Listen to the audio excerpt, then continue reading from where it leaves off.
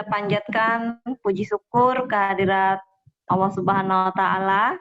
Salawat dan salam kita haturkan kepada junjungan Nabi besar Muhammad Sallallahu Alaihi Wasallam. Pada kesempatan ini yang terhormat Ketua Potats Ibu Olivia, Ketua PIK Potat Kalsel Bapak Sigit Bayuadi, yang kami hormati para pengurus Potat Indonesia dan kepengurusan PIK Kalsel dalam webinar ini, yang kami hormati Ibu Neneng Tatik Sumiati MSI selaku narasumber pada acara kali ini, yang kami hormati para sahabat Potats, orang tua hebat pada kesempatan ini yang berhadir di webinar ini. Baik Bapak Ibu, acara webinar yang berjudulkan Maaf, Tolong, Terima Kasih pada hari ini Minggu 20 September 2020 kita mulai. Bapak Ibu hadirin sekalian, mengawali acara kita pada hari ini untuk mendapatkan berkah dan manfaatnya, mari kita bersama-sama mengucapkan basmalah. Bismillahirrahmanirrahim. Baik, selanjutnya mari kita dengarkan bersama sambutan PIK Kalsel oleh Bapak Sigit Bayuadi. Dengan hormat dipersilahkan.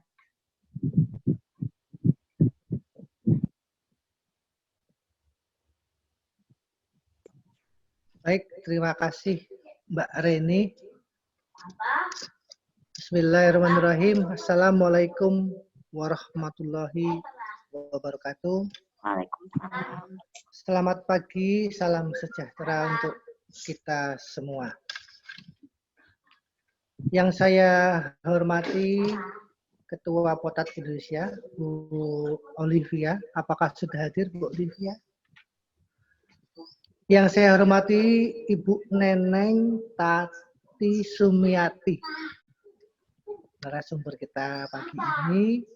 Kemudian yang saya hormati pula segenap pengurus Potat Indonesia, kawan-kawan pengurus PIK Potat Kalsel, juga para peserta Zoom meeting yang berbahagia, dan tak lupa kepada anak-anak hebatku semua yang tercinta, yang membanggakan. Alhamdulillah, puji syukur kehadirat Tuhan Yang Maha Esa atas limpahan rahmat dan ridhonya kita semua dapat bersilaturahmi di pagi yang barokah ini untuk sama-sama belajar bagaimana membiasakan perilaku yang baik pada anak hebat kita. Dalam kesempatan ini saya menyampaikan terima kasih dan penghargaan yang setulus-tulusnya kepada Potat Indonesia, Ibu Olivia dan segenap pengurus yang telah membantu terselenggaranya kegiatan ini lewat Zoom meeting. Juga terima kasih dan penghargaan kami kepada Ibu Neneng Tati Sumiati yang telah berkenan menjadi narasumber dalam kegiatan ini. Tak lupa juga terima kasih saya dan penghargaan saya kepada kawan-kawan pengurus PIK Potat Kalsel yang telah merencanakan, menyiapkan hingga terselenggaranya acara ini, dan tentunya kepada kawan-kawan peserta Zoom meeting pagi hari ini. Apa yang kita lakukan ini adalah bentuk ikhtiar kita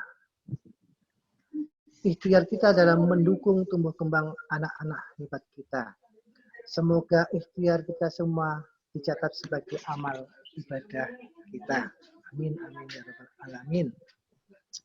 Bapak, Ibu, Ayah, Bunda yang saya banggakan, yang saya cintai, yang hebat-hebat semua, izinkan saya menyampaikan di sini bahwa kegiatan yang kami selenggarakan dengan bantuan dukungan dari Potat Indonesia adalah dalam rangka rangkaian menyambut Bulan Peduli Down Syndrome.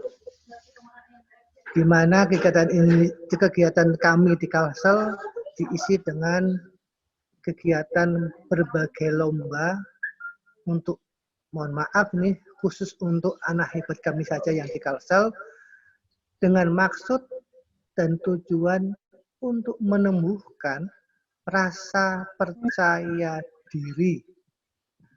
Percaya diri baik bagi anak hebat dan orang tuanya dalam menggali potensi, bakat, kebisaan anak yang dapat sehingga dapat berprestasi.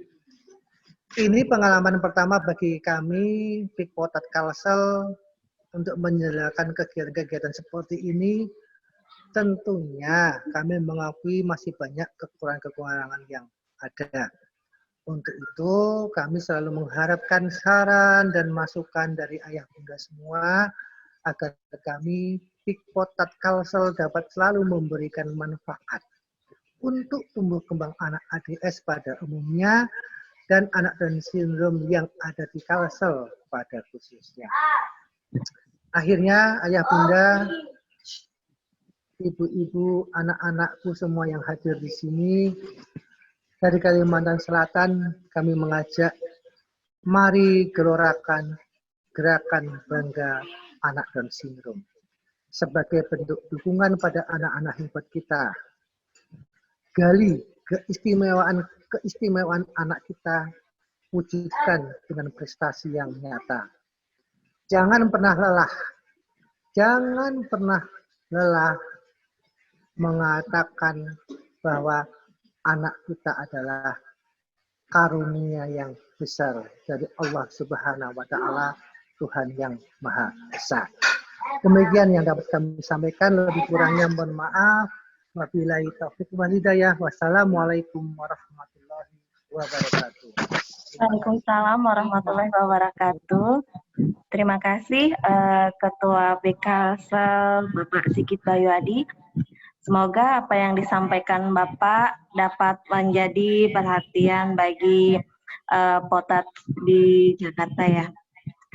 Baik Bapak Ibu hadirin sekalian, tiba saatnya kita sampai kepada materi acara hari ini, yaitu tentang judulnya Tolong Terima Kasih yang maaf ya oleh Ibu Neneng Tati Sumiati MSI selaku narasumber hari ini.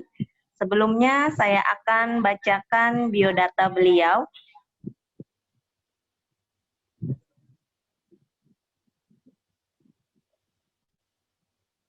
Baik, nama Ibu Neneng Tati Sumiati, nomor HP beliau 0813 1055 9239, jenis kelamin perempuan, lahir di Kota Bandung 28 Maret 1973, status perkawinan kawin, agama Islam.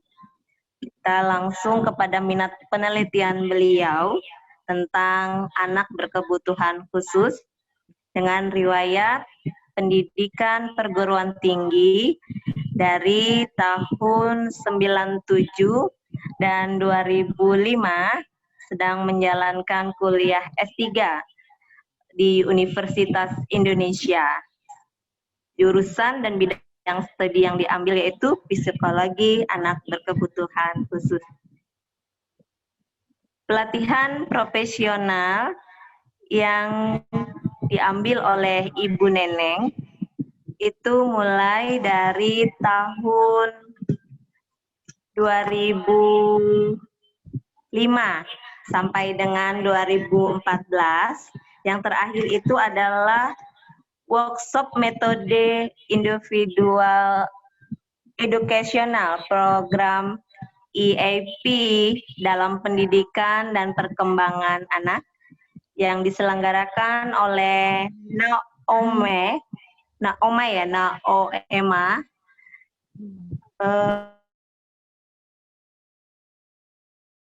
konsultasi psikologi. Kemudian lanjut kepada pengalaman pengalaman pengabdian di masyarakat dimulai dari 2009 sampai 2015. Yang terakhir ini berjudul Pengabdian Masyarakat, Psikoedukasi Kesehatan Reproduksi bagi Remaja Tunagrahita dan Implementasi Kebijakan Publik Terkait.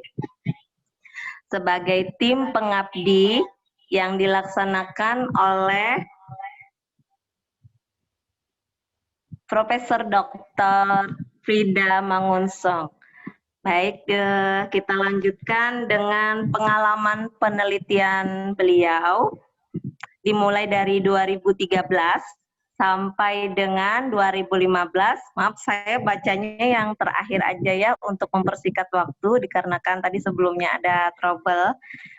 2015 ini tentang pengembangan instrumen integritas pribadi yang dilaksanakan jenis penelitiannya secara kelompok.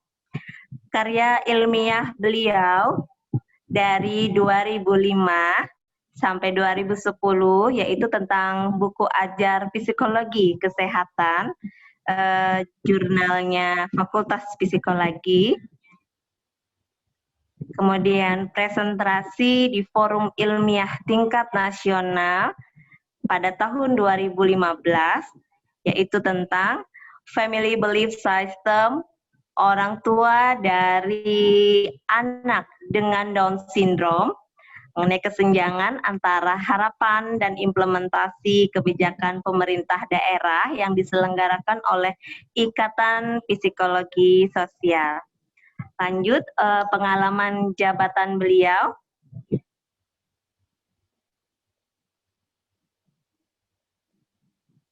Oke, pengalaman jabatan 2004 sampai dengan 2006, beliau sebagai Ketua Laboratorium Fakultas Psikologi UIN Syarif Hidayatullah Jakarta.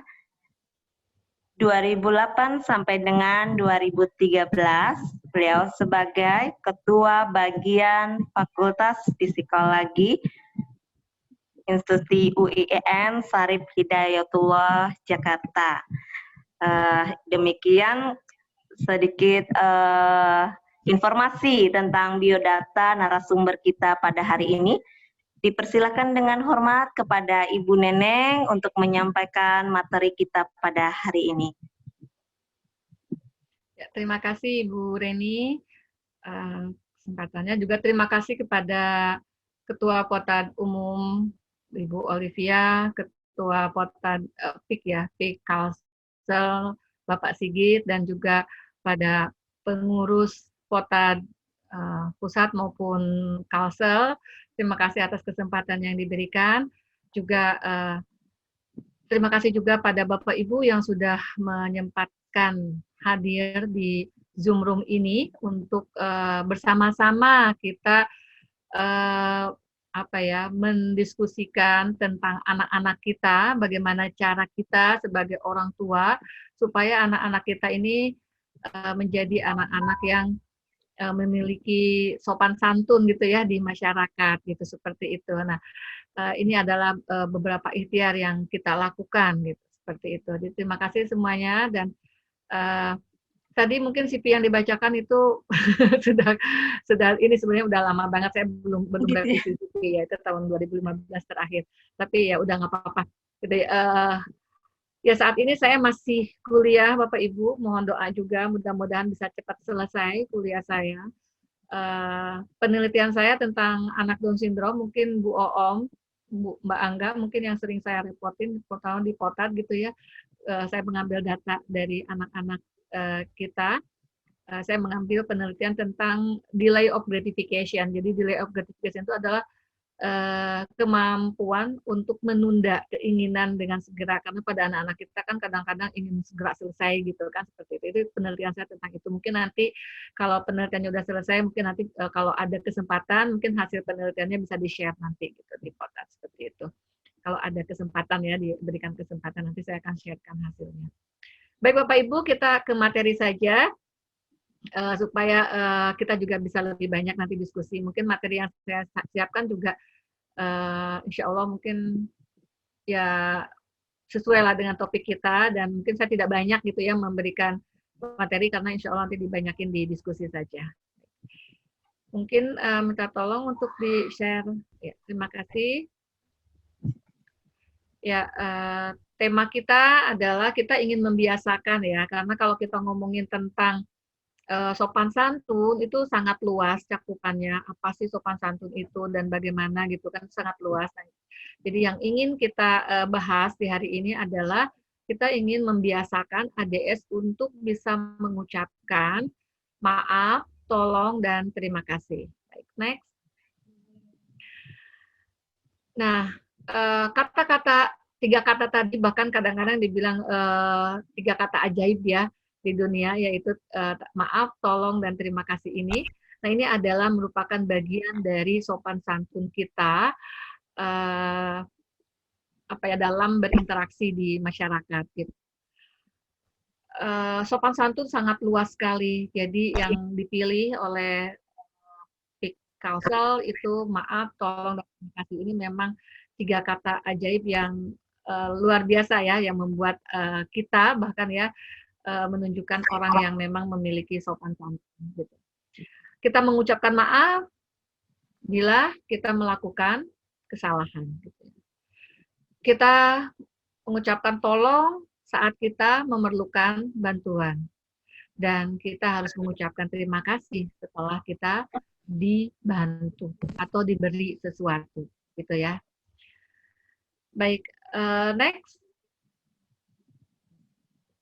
Nah, terkait dengan ADS, gitu kan, anak berkebutuhan khusus. Mungkin bukan cuma ADS sebetulnya ya, banyak di anak berkebutuhan khusus lainnya atau individu-individu berkebutuhan khusus yang mendapatkan image atau mungkin label negatif gitu ya dari masyarakat bahwa ya mereka itu nggak bisa diajarin sopan santun, mereka itu nggak sopan, mereka itu nggak ngerti gitu kan.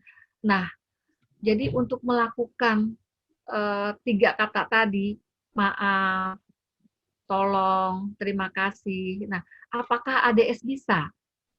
Gitu. Nah, ternyata dari hasil penelitian, sopan santun itu tidak terkait dengan kecerdasan. Jadi kalau misalnya dikatakan, ya kan ADS kecerdasannya di bawah rata-rata. Ya, tapi ternyata untuk sopan santun itu sama sekali tidak ada kaitannya dengan kecerdasan. Bahkan kita mungkin sering melihat orang-orang yang cerdas tapi tidak berperilaku yang menampilkan perilaku yang sopan dan santun tersebut, gitu kan. Seperti itu. Kita mungkin sering melihat itu, gitu ya.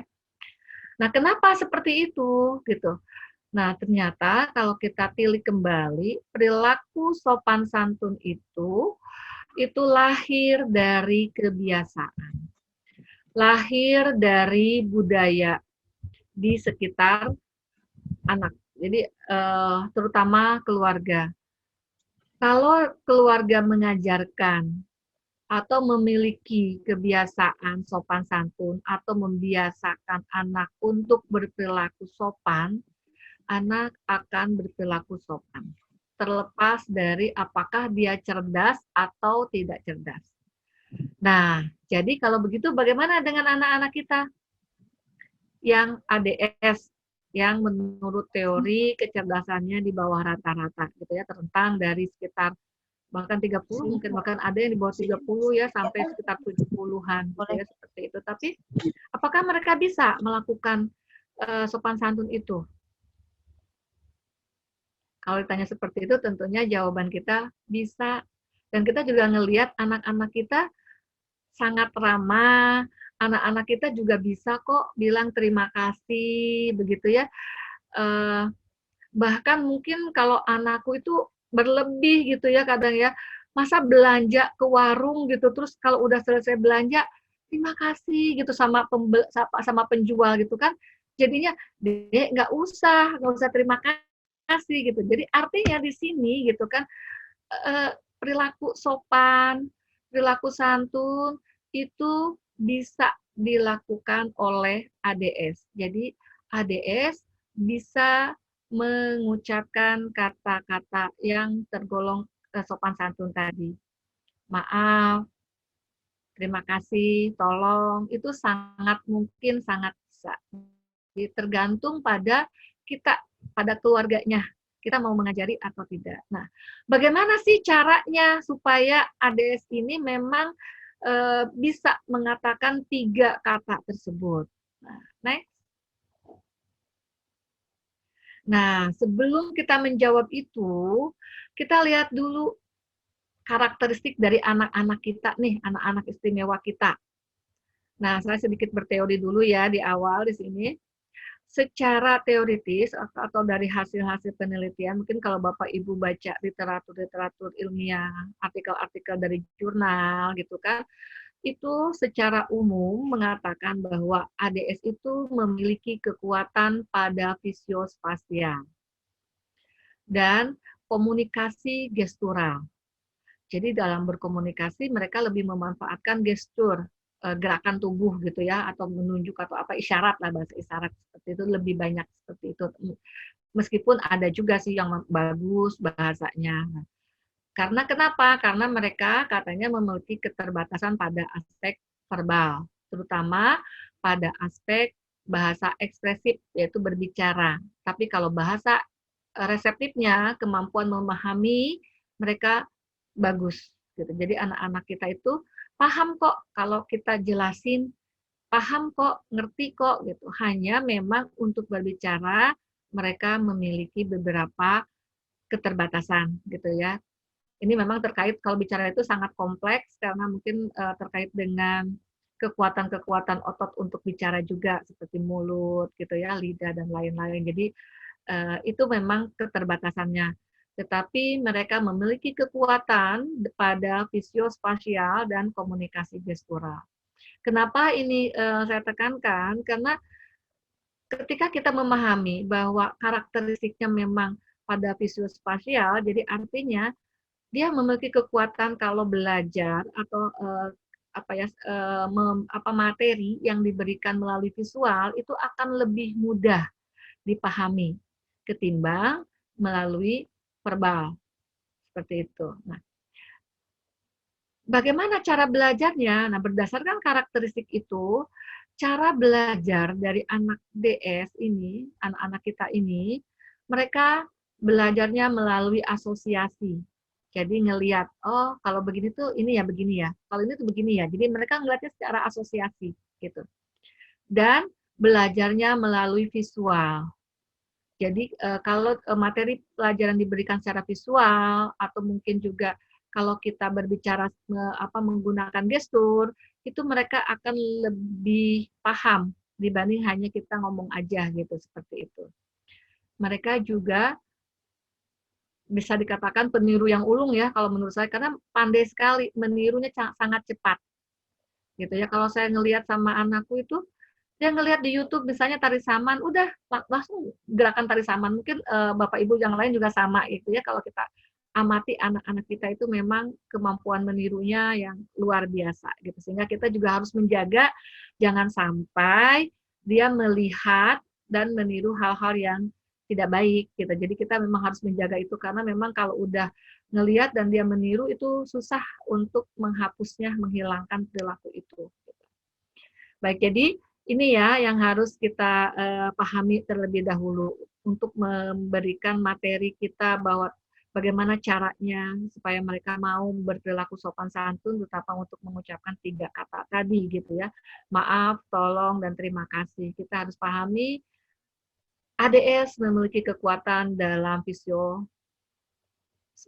Jadi mereka itu sangat visual, belajarnya melalui visual dan gestural dalam berkomunikasi. Lalu kita ingat juga mereka itu cara belajarnya melalui asosiasi, gitu ya, melalui mungkin visual, gambar-gambar atau film, gitu ya.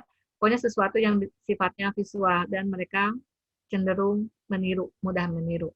Oke, next. Nah, Karena meniru, mudah meniru berarti kan memodel, melihat gitu kan. Artinya dalam mengajari itu akan lebih mudah kalau kita memberikan contoh, mencontohkan. Dan saya yakin Bapak Ibu juga sudah melakukan ini semua, mencontohkan, memodel gitu kan. Saya hanya ingin menjelaskan saja bagaimana secara teorinya gitu kan, modeling. Jadi modeling itu apa sih sebenarnya gitu ya. Karena tadi kan dia imitasi gitu kan, imitator, dia mencontoh, meniru gitu. Nah, itu jadi artinya ada model gitu. Nah, berarti cara belajarnya adalah dengan modeling. Jadi melalui modeling, melihat gitu ya. Modeling itu adalah suatu prosedur di mana suatu perilaku yang diinginkan didemonstrasikan kepada individu untuk mendorong individu tersebut melakukan perilaku yang serupa. Artinya, kalau kita ingin menginginkan anak kita memiliki perilaku X, berarti kita harus mendemonstrasikan pada anak kita itu yang mendorong anak kita untuk menampilkan perilaku X tersebut. Nah, itu namanya modeling. Ngikutin gitu kan. Meskipun mungkin dia nggak ngerti kenapa sih harus begitu, kenapa seperti itu, gitu kan. Ada juga yang mengatakan bahwa modeling adalah demonstrasi perilaku yang benar oleh orang lain yang memungkinkan perilaku benar itu akan terjadi pada waktu yang tepat. Jadi, perilaku yang benar artinya perilaku memang yang diinginkan. Oleh siapa? Ya oleh modelnya itu. Jadi kalau misalnya kita sama anak kita berarti orang tua kitanya yang mencontohkan. Kemudian kita mengharapkan bahwa perilaku yang kita contohkan itu akan muncul, akan terjadi pada saat yang tepat. Jadi kalau misalnya mengajarkan tentang perilaku tadi maaf, terima kasih, tolong gitu. Nah, kita mengharapkan, kita mencontohkan itu, kemudian kita mengharapkan anak kita nanti akan mengucapkan kata-kata itu pada situasi yang tepat. Gitu. Ya, karena memang anak-anak itu tuh modeling imitator yang baik gitu. Jadi kayak sekarang ini musim-musim online gitu kan, dia tahu bahwa oh ini sekolah ya, sekolahnya pakai laptop. Jadi kalau dia bilang saya mau sekolah, dia akan ngambil laptop sama seperti kakak-kakaknya misalnya. Jadi mencontoh gitu kan. Itu modeling. Next. Nah, secara teori modeling itu bisa berhasil kalau apa atau bagaimana. Nah, ini ada faktor psikologis yang membuat modeling itu bisa berhasil. Yang pertama ada atensi, ada perhatian.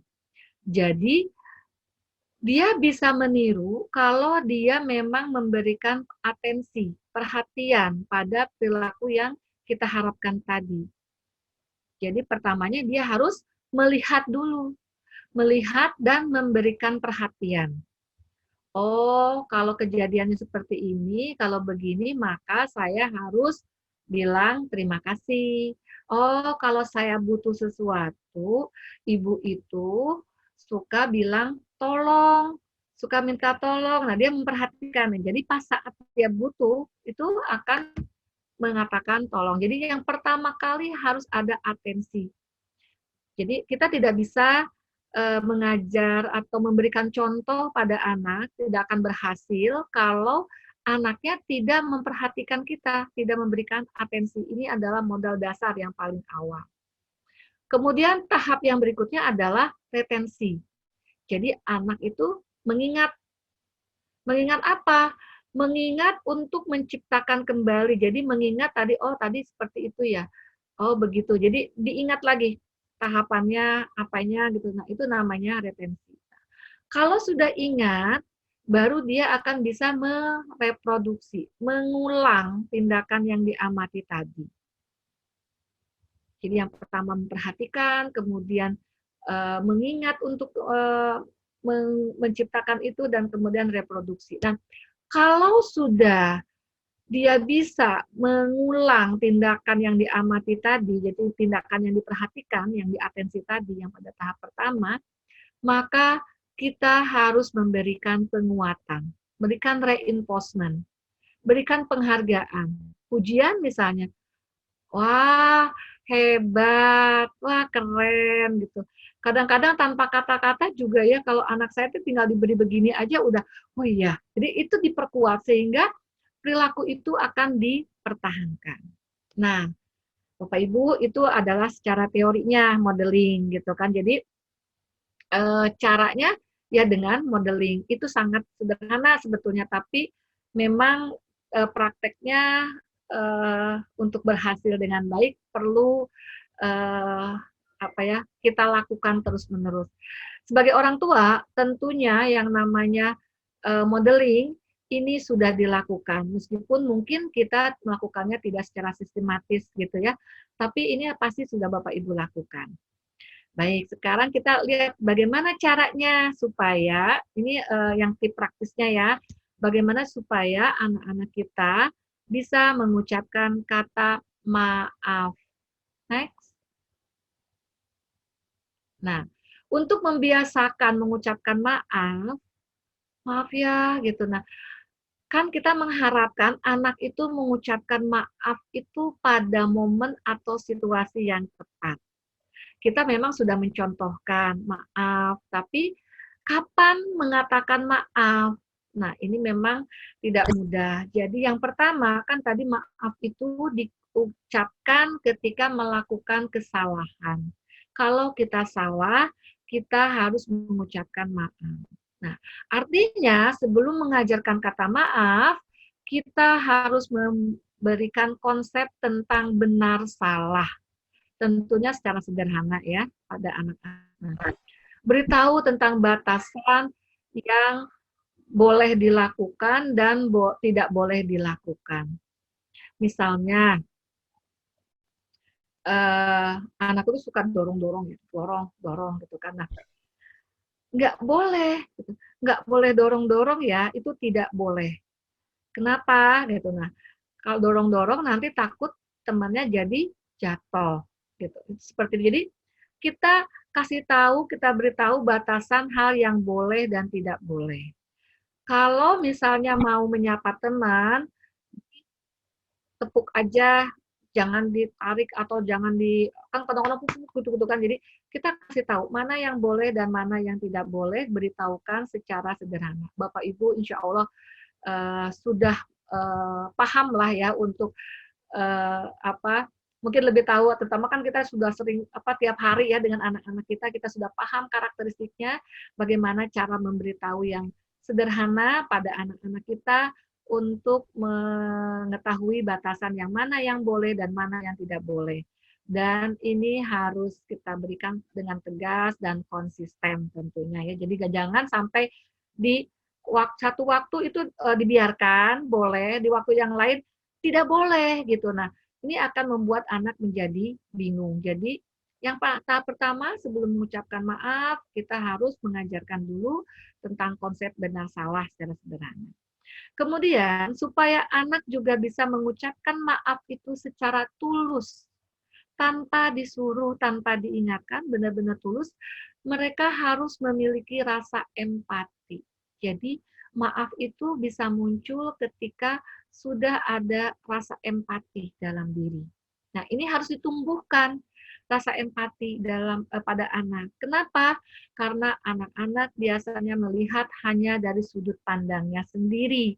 Dia belum bisa melihat dari sudut pandang orang lain. Nah, sehingga untuk menumbuhkan rasa empati, kita harus melatih mereka untuk melihat dari sudut pandang orang lain. Kita ajarkan mereka untuk membayangkan kalau mereka ada di posisi orang lain tersebut. Misalnya, temennya nangis karena mainannya rusak. Misalnya tanpa sengaja, mainannya rusak oleh anak kita, misalnya gitu ya. Kita bilang, kamu minta maaf dong, gitu kan. Dia bilang, kenapa? Saya kan nggak salah apa-apa, nggak ngerti gitu. Nah, kita kan harus konsep benar salah tadi gitu ya, dan rasa empati. Nah, kita bilang, ini mainan punya siapa? Punya teman kamu kan? Nah, gitu kan. Terus teman kamu nangis kenapa? Oh, karena mainannya rusak. Oh, mainannya rusak. Siapa yang ngerusakin? Jadi nggak ngerusakin misalnya. Saya nggak ngerusakin, itu kan jatuh. ya jatuhnya gimana, kesenggol kan, misalnya begitu ya. Jadi kita ajarkan benar salah dulu gitu di situ. Terus kemudian kita, kalau misalnya Dede punya mainan, terus mainannya itu rusak, Dede sedih nggak? Sedih. Kenapa? Karena nggak bisa main lagi sama mainan ini, gitu kan. Jadi kita ajarkan dia berada untuk di posisi orang lain. Nah, karena jadi sedih, gitu kan, karena mainannya rusak.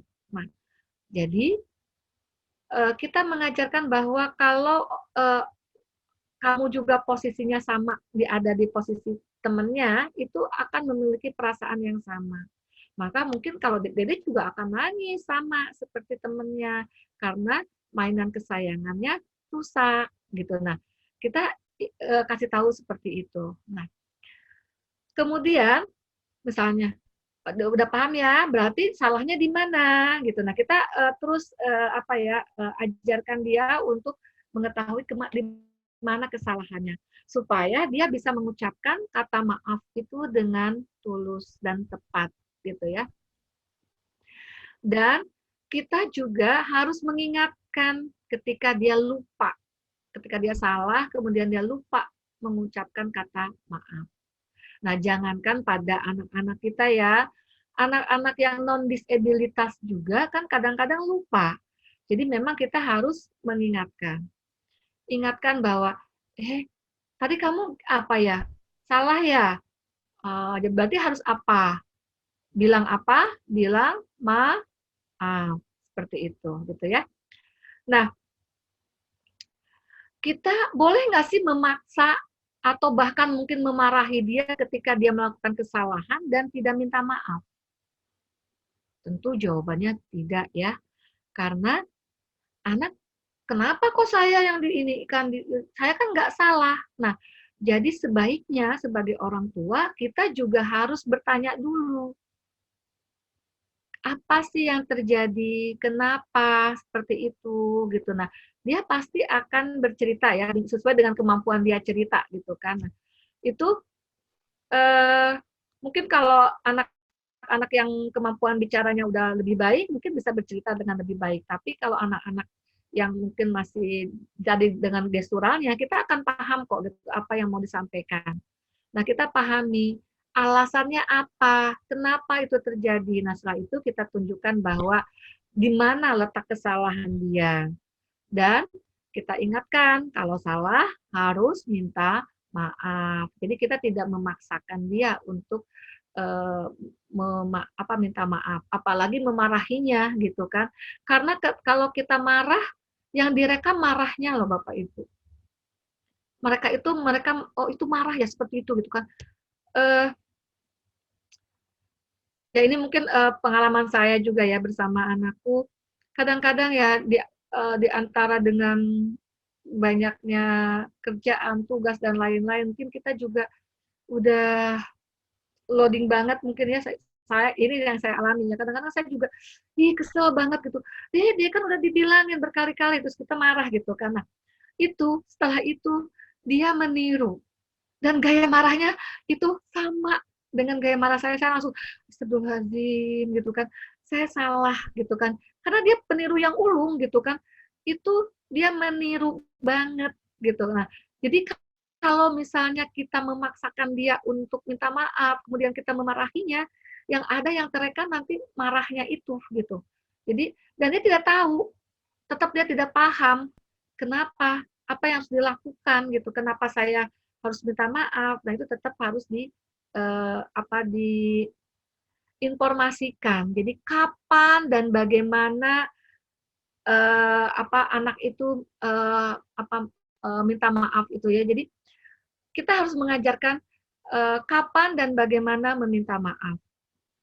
Jadi kalau misalnya salah, harus minta maaf. Dan bagaimana cara minta maafnya? Seperti apa gitu kan.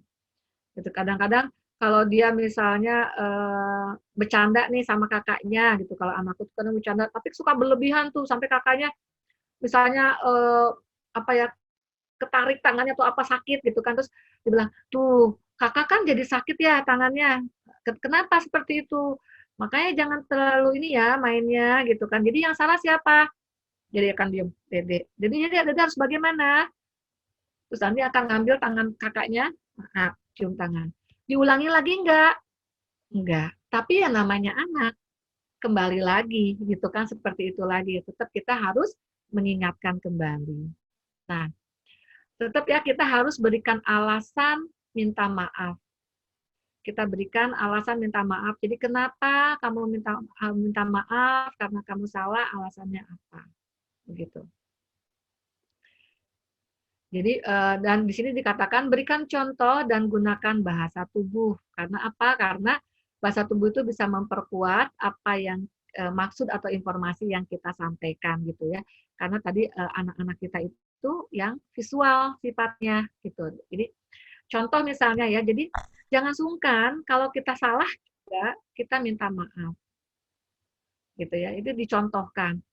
Misalnya, oh iya maaf ya, Umi nggak dengar tadi ada ngomong apa, maaf ya, gitu kan seperti itu. Jadi atau mungkin, oh iya tadi ada minta ini ya, Umi lupa, maaf ya, Umi lupa ya, sekarang aja din. Jadi kita contohkan dalam keseharian juga kita memang meminta maaf baik pada anak, mungkin juga pada pasangan kita, atau pada mungkin bahkan pada pembantu mungkin kalau kita salah gitu ya, nggak ada salahnya kita juga minta maaf. Jadi kita mencontohkan dan itu akan direkam, akan dilihat sama anak bahwa oh iya, kalau salah bunda, mama, umi atau ayah gitu kan, itu minta maaf sama siapapun. Berarti itu aku juga harus begitu, gitu ya. Dan yang terakhir, kalau anak sudah mengucapkan maaf ketika berbuat salah, ya kita harus berikan apresiasi. Ya apresiasinya harus proporsional, jangan berlebih-lebihan juga gitu kan. Dan jangan juga pelit-pelit apresiasinya gitu. Ya cukup misalnya dengan ya hebat gitu, kamu hebat ya atau keren gitu. Ya minta maaf seperti itu gitu kan. Jadi kita tunjukkan bahwa kita senang, kita puji gitu kan, itu udah cukup tapi ya proporsional, jangan berlebih-lebihan. Tapi juga jangan pelit-pelit gitu kan. Kalau pelit-pelit misalnya udah anak udah menunjukkan perilaku yang diinginkan, tetap aja kita nggak ngasih apresiasi. Nah itu juga akan menghilangkan kebiasaan-kebiasaan baik tersebut. Jadi kalau memang mereka menunjukkan kebiasaan baik, kita apresiasi. Oke, itu untuk mengucapkan maaf. Next. Next. Ya. Bagaimana mengucapkan tolong? Nah, untuk mengucapkan tolong berarti kan anak itu kita latih ya untuk meminta tolong saat memerlukan bantuan. Jadi kadang-kadang itu gitu kan. Nah, kadang-kadang cuma nunjuk-nunjuk aja atau mungkin cuma memerintah gitu ya istilahnya gitu seperti itu. Apalagi kalau sama pembantu mungkin ya sama pengasuhnya gitu kan seenak-enaknya gitu kan. Padahal kita butuh bantuan. Jadi kita ajarkan misalnya kalau anakku tuh kadang minta susu gitu ya. Dia cari-cari susu. Bilangnya gimana? Tolong. Minta gitu kan. Nah, jadi kita ajarin dia untuk mengatakan tolong, meminta tolong. Dan kita jangan penuhi dulu permintaannya sebelum dia mengatakan tolong. Jadi kita berikan pertolongan setelah dia mengucapkan tolong. Ya tentunya itu untuk hal-hal yang tidak membahayakan ya. Tapi kalau misalnya kita lihat dia dalam kondisi berbahaya atau apa ya tanpa minta tolong ya kita harus segera langsung gitu. Itu beda kasusnya ya. Tapi kalau untuk hal-hal yang memang terkait dengan hal-hal yang misalnya dia mau mengambil sesuatu tinggi gitu kan nggak sampai gitu kan kita ajarin bahwa tolong gitu. Jadi jangan sampai dia cuma nunjuk-nunjuk itu sambil marah-marah gitu kan terus jerit-jerit. Nah, kita tenangkan dulu dianya. Kalau seperti itu tenangkan dulu. Kalau saya biasanya saya peluk dulu, apa? Kenapa? Masalahnya di mana? Gitu kan nanti setelah itu dia akan bilang, "Oh, kalau begitu bilang dong, tolong." gitu kan. Atau mungkin kadang-kadang dia pengen nonton TV, pengen nonton acara tertentu gitu. Nah, terus dia pijit-pijit remote dan akhirnya karena nggak paham, jadi mijitnya kemana aja, jadi yang muncul misalnya bukan film yang diinginkan gitu kan. kita ada di situ sebetulnya gitu. Saya juga tidak pernah lepas, jadi kita harus tahu apa yang ditonton dia gitu. Misalnya katakanlah kalau anakku sukanya Baby Bass gitu kan, misalnya nonton Baby Bass gitu kan, tapi eh dia malah misalnya jadinya ke Upin Ipin atau kemana gitu kan, dia marah gitu kan. Nah, kita ingatkan, marah atau nangis itu karena dia tidak mendapatkan sesuai dengan yang diinginkannya, itu kan memang reaksi seperti itu. Tapi kita tetap harus mengajarkan juga bahwa tidak boleh seperti itu gitu kan. Ayo mau nonton apa, masalahnya di mana, apa yang diinginkan gitu kan. Oh, kalau begitu bilang tolong nih, sekarang ini tolongin ya gitu. Nah, jadi berikan contoh di sini ya, apapun termasuk kitanya. Kita juga tadi kan modeling ya, kita memberikan model pada si anak, kita memberikan contoh pada anak untuk mengatakan kata-kata tolong. Gitu. Jadi kita minta tolong, kita butuh bantuan. Misalnya, contoh ya, karena lagi ini ya PSBB kayak gini gitu kan, masa COVID gitu. Jadi otomatis saya ngajar itu di rumah. Nah, kebetulan juga saya memang sulit ya untuk memperoleh ART, jadi saya sendirian gitu. Nah, saya suka bilang, tolong ya, Dek, Umi mau ngajar dulu.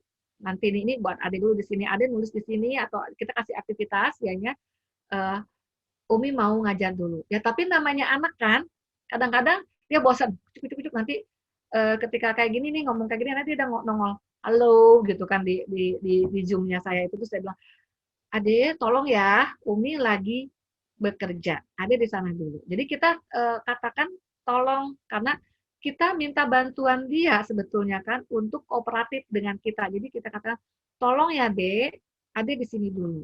Nanti setelah dia, oh iya gitu kan, dia mengikuti kata-kata kita, baru kemudian yang kata berikutnya, terima kasih. Gitu. Nah, jadi kita selalu kitanya sendiri juga selalu seperti itu. Jadi kalau kita mau minta bantuan pada siapapun, termasuk pada anak, ya kita juga harus minta tolong, gitu. Termasuk juga sama pembantu, misalnya kalau kita memang ada pembantu gitu ya, saya biasanya begitu. Bi atau Teh, tolong ya, minta tolong ini ya, minta tolong ini ya, begini. Jadi kita selalu ada kata-kata tolong seperti itu, gitu ya. Nah, kalau anak sudah bisa mengucapkan kata-kata tolong ketika dia memang memerlukan bantuan, kita juga beri apresiasi. Jadi selain kita memang mengabulkan membantu dia, maksud saya memberikan bantuan, kita juga apresiasi. Nah, gitu dong, minta tolong. Keren. Nanti orang lain juga akan mau bantu gitu. Seperti itu. Gitu ya. Next. Nah, kemudian membiasakan atau mengucapkan terima kasih. Nah, ini juga sama ya, lanjutan dari yang kata tolong tadi. Jadi, latih dan ingatkan anak untuk mengucapkan terima kasih setelah mendapatkan bantuan atau sesuatu. Jadi, kadang-kadang kan mungkin ada orang yang ngasih atau dia memperoleh bantuan gitu kan, bilang terima kasih. Nah, biasanya sih kalau misalnya seperti itu saya suka ingatkan, ada yang ngasih, bilang apa? Terima kasih gitu. Dan kadang-kadang anak kita tuh suka lebay juga, terima kasih sampai bungkuk gitu ya, sampai begini-begini gitu. Nah, itu yang jelas sih memang kita harus selalu mengingatkan kalau dianya lupa gitu kan. Biasakan terima kasih disertai alasannya. Apapun yang Anda terima dari anak dan orang di sekitar Anda, selalu ucapkan terima kasih. Jadi terima kasih ya, kayak tadi misalnya contoh yang tadi ketika anakku tadi mulai ya ikutan terlibat dalam Zoom gitu kan. Saya bilang, tolong. Nah, setelah itu terus kemudian saya bilang, terima kasih ya, Dede sudah mau menunggu Umi ngajar, mau menunggu Umi kerja. Jadi kita ucapkan alasannya apa. Ya, tetap ya, mungkin dia sekali dua kali nggak terlalu paham, tapi lama-lama dengan hal-hal yang sederhana itu dia akan memahami. Karena kita selalu disertai dengan alasan. Kenapa minta maaf, kenapa minta tolong, kenapa terima kasih, gitu kan, seperti itu. Jadi kita contohkan dan kita berikan alasan dan kita juga jelaskan bahwa pada anak bahwa ini karena seperti ini maka kita harus ucapkan terima kasih. Kalau kondisinya begini harus minta tolong. Kalau seperti ini harus minta maaf. Dan tentunya tetap kita juga harus memberikan apresiasi, gitu ya, memberikan penghargaan pada anak ketika anak menampilkan perilaku yang kita harapkan. Jadi kalau misalnya tadi yang mengucapkan terima kasih, ya kita berikan apresiasi.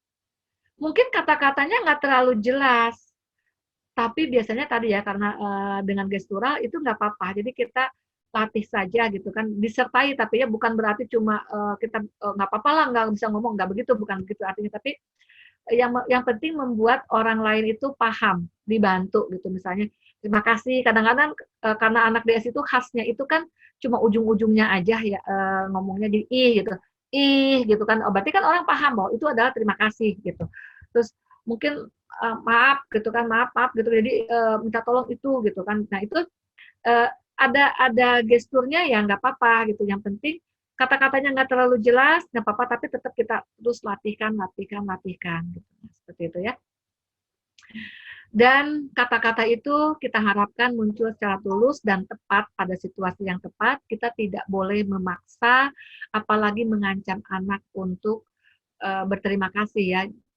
Ayo dong, terima kasih dong, bilang terima kasih. Enggak ah, kalau nggak bilang terima kasih ini diambil lagi deh, gitu kan. Nah, ngancem kan, gitu kan. Nah, kita bilang bahwa terima kasih, coba bilang terima kasih. Kan Dede sudah dapat ini, Dede kan dikasih ini. Yuk bilang terima kasih, supaya nanti dikasih lagi. Nanti misalnya kakak mau ngasih lagi, kalau dedenya bilang terima kasih, gitu kan. Jadi kita kasih reward, jangan mengancam bahwa nanti nggak dikasih lagi deh, nanti atau nanti diambil lagi gitu kan. Sebaiknya sih tidak mengancam ya, tapi jangan paksa, tapi kita katakan bahwa terima kasih. Dan bila anak kita memang belum bisa menunjukkan perilaku itu, mungkin kita juga bisa menggantikannya. Ada ketika bersama orang lain, misalnya saat orang lain memberikan sesuatu, terus anak kita masih belum bisa mengucapkan terima kasih, ya kita akan bilang terima kasih. Jadi seolah-olah kita itu ada di posisi anak kita gitu. Terima kasih tante, terima kasih om, udah memberikan ini sama saya, sama Dede misalnya. Jadi mencontohkan sama si anak bahwa harus begitu. Gitu. Jadi bukan memaksa, tapi mencontohkan. Atau mungkin ketika anak kita melakukan kesalahan dan dia masih belum paham di mana kesalahannya, kita mencontohkan. Mungkin ketika dia berbuat salah sama temannya, kita contohkan bahwa maaf ya, Rifki salah nih, gitu. Misalnya anakku yang salah, maaf ya, Rifki salah, Rifki belum tahu, gitu kan. Nah kadang-kadang kan kalau misalnya main sama teman-temannya, gitu kan, dia tidak paham gitu bahwa itu mainan itu memang sengaja atau kayak misalnya karena depan rumahku tuh ada ya taman gitu suka pada main-main anak-anak. Kadang-kadang anak-anak itu sengaja meletakkan barang-barang tertentu gitu kan untuk suatu permainan gitu. Nah, anak saya ikut terlibat permainan tapi nggak paham gitu bahwa itu memang bagian dari permainan. Nanti karena senangnya tuh beres-beres gitu ya anak-anak kita itu biasanya begitu dirapihkan si mainan ini. Nah, teman-temannya, itu kan lagi dimainin gitu kan. Dek, tidak boleh gitu kan, itu sedang dimainkan temennya, jadi biarkan di situ kita kasih tahu, tapi kadang-kadang ngeyel juga. Nah kita dia bilang minta maaf sama temennya, yuk maaf karena kamu sudah memindahkan ini, sudah salah gitu kan. Kadang-kadang dia masih diam karena masih belum mengerti, karena di dalam pikiran dia itu tidak boleh diletakkan di situ, itu harus di pinggir gitu, di pinggir bukan di tengah-tengah lapangan, tapi di pinggir lapangan gitu kan. Nah seperti misalnya contohnya lagi main apa ya, mereka tuh main galah apa-apa gitu, kayu itu diletakkan di tengah lapangan. Nah, menurut anakku itu menghalangi, mengganggu gitu kan, jadi harus di pinggir lapangan. Nah, padahal itu sebagai pembatas atau apa gitu. Nah, terus saya jelaskan, enggak deh, itu enggak seperti itu, taruh aja di situ, itu memang untuk mainan. Terus dia masih bengong gitu kan, yuk ada salah tadi udah memindahkan itu, minta maaf sama temennya gitu. Dia masih diam gitu. Nanti saya bilang, maaf ya teman-teman, Rifki tadi nggak paham kalau ini adalah bagian dari permainan begitu.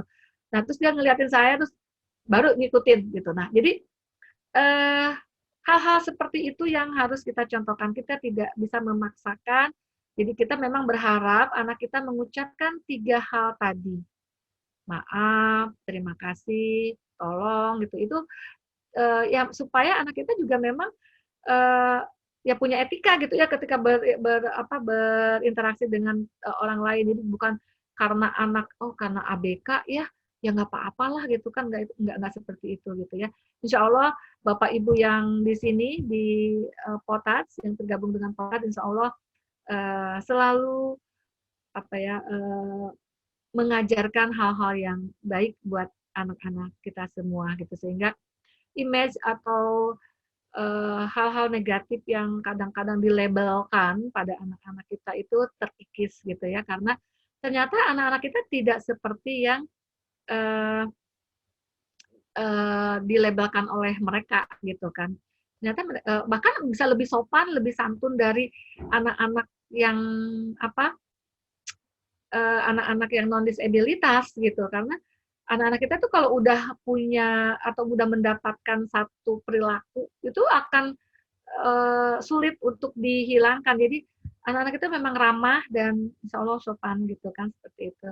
Baik, sepertinya ini slide terakhir ya. Ya, terima kasih.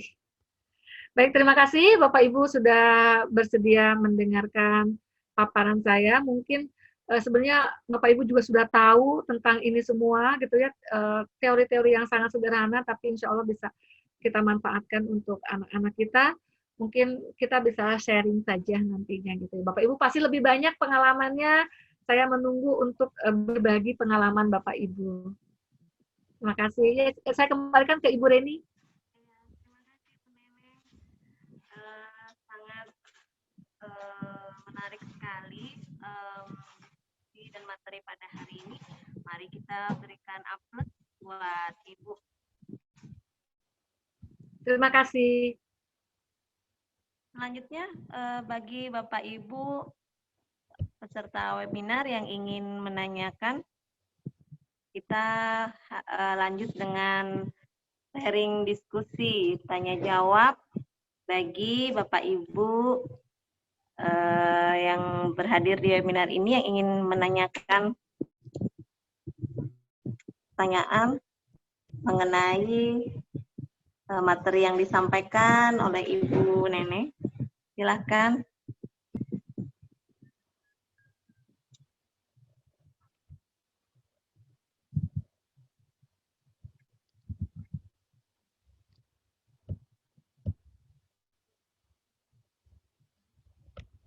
Silakan untuk Bapak Ibu yang ingin menanyakan terkait dengan materi kita pada hari ini.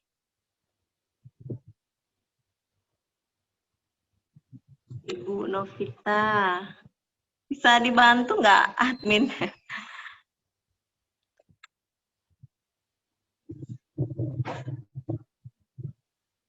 Raise hand, sebentar. Oh, klik.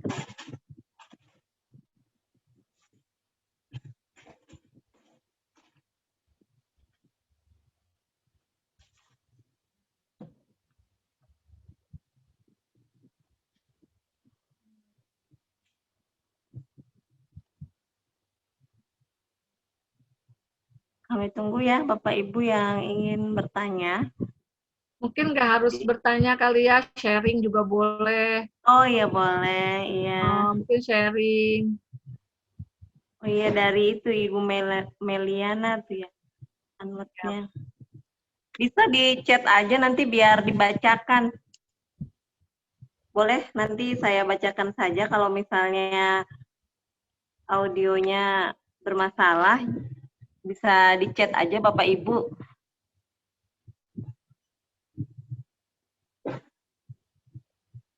Kita sharing masalah webinar yang disampaikan oleh Ibu Neneng. Silahkan.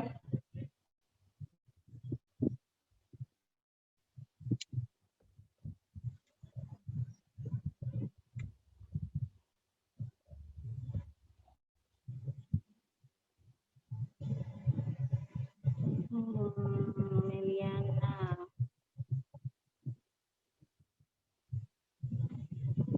Meliana Samarinda.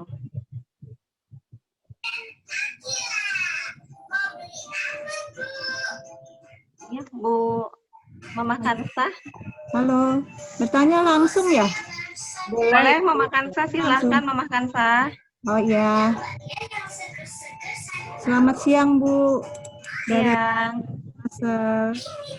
Saya mungkin ingin menanyakan dengan materi yang telah disampaikan oleh Ibu tadi kan.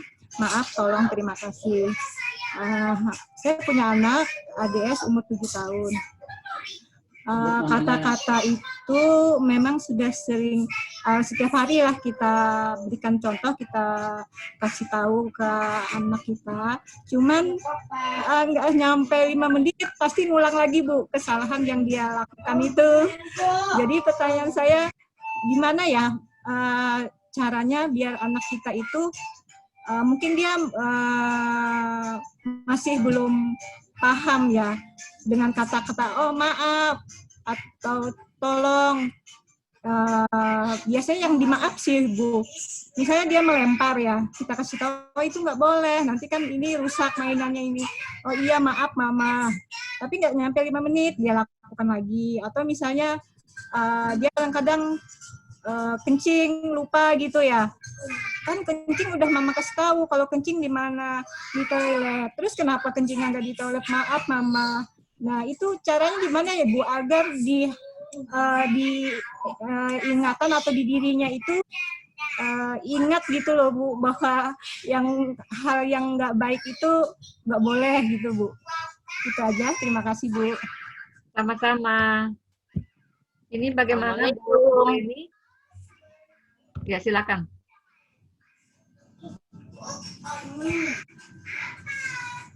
Bu Reni gimana? Langsung jawab atau dulu gimana?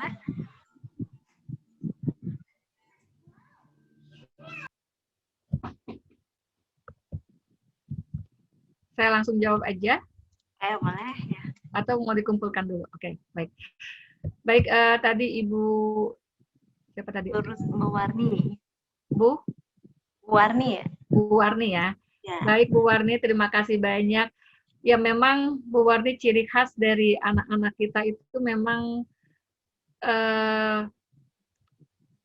mungkin dia ya namanya anak-anak ya. Jadi apalagi anak-anak ADS itu memang kemampuan mengingat itu juga salah satu dari keterbatasan dari anak-anak kita gitu. Jadi dibanding dengan anak-anak non disabilitas ya.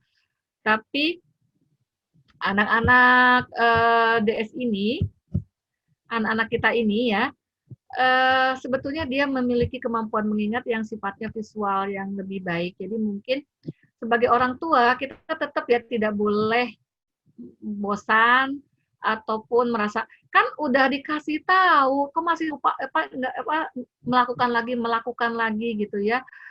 Nah, seperti itu kita tetap harus terus menerus mengingatkan. Jadi memang ada di tahap retensi kalau secara teori tadi ya, berarti kan udah memperhatikan, udah itu terus perilakunya lupa lagi gitu kan. Nah, jadi kita terus menerus mengingatkan gitu, mengingatkan anak kita bahwa harus begini, tidak boleh begitu gitu. Nah, itu terus kita ingatkan. Jadi, mungkin kita bantu dengan mungkin kalimat kita yang terlalu kompleks gitu ya, kita coba sederhanakan lagi gitu. Itu juga seperti itu juga bisa. Jadi tetap kita tidak boleh bosan terus-menerus, bahkan mungkin untuk hal yang sama gitu kan, kok berulang lagi gitu ya. Jangankan buat anak-anak kita, anak-anak yang non disabilitas aja juga begitu gitu kan gitu ya. Udah dibilangin nggak boleh masih aja begitu gitu kan. Ya itu memang ciri khas gitu ya anak-anak. Makanya tadi di slide saya juga dibilang bahwa kita harus mengingatkan. Jadi senantiasa kita harus mengingatkan ya. Berulang dan dicontohkan dan lain-lain gitu kan. Itu memang kita memang harus seperti itu. Jadi kita harus sabar, harus mengulang dan mengulang gitu ya, terus-terusan. Jadi sampai terbentuklah perilaku itu gitu ya.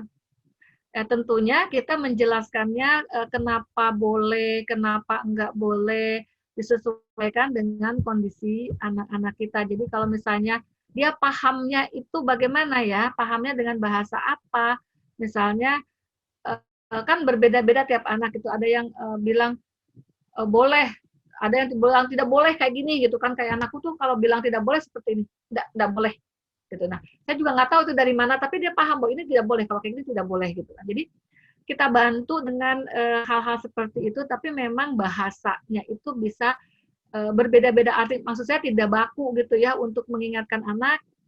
Yang jelas untuk mengingatkan anak itu orang tua tidak boleh bosan, ulangi gitu kan. Insya Allah lama-lama akan terbentuk perilaku. Dan bagaimana caranya, kata-katanya tentunya tidak sama antara satu apa yang dipahami satu anak dengan anak yang lainnya. Jadi bisa disesuaikan gitu. Bahasa apa sih yang dipahami oleh dia gitu. Nah, itu kita menyesuaikan ke situ dan sesederhana mungkin. Jadi dalam memberikan instruksi, dalam memberikan pemahaman itu ya buat kalimat-kalimat yang memang sederhana dan jangan panjang-panjang, gitu, pendek-pendek aja kalimatnya, tapi dipahami oleh dia, gitu kan. Misalnya tidak boleh dorong gitu kan, seperti itu. Jadi dia tahu bahwa itu nggak boleh ya, nanti jatuh gitu kan. Nah, jadi kita ya sesederhana mungkin, dirancang sesederhana mungkin, yang penting si anak ini menjadi lebih bisa memahami. Seperti itu. Itu sih Bu, jadi memang kita harus mengulang, jangan pokoknya sabarlah gitu, jangan hilang kesabaran. Mana Bu Warni, apa sudah jelas? Ya, makasih Bu atas Ya, penjelasan. sama-sama. Jadi Bu Warni memang begitu ya, kita memang harus sabar. Iya, kuncinya sabar ya Bu ya. Iya, kuncinya memang begitu, dan tidak bosan untuk terus. Iya. Apa-apa, terus aja konsisten begitu. Jadi kalau kita hanya sabar, konsisten, terus mengingatkan, insya Allah itu lama-lama akan terbentuk. Iya, terima kasih Bu.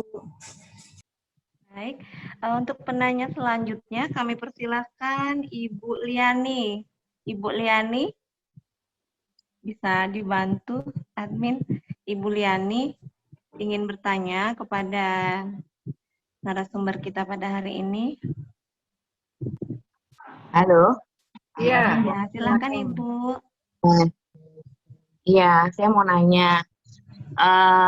Kalau anak saya kan umur 2,5 tahun ini belum bisa bicara secara jelas.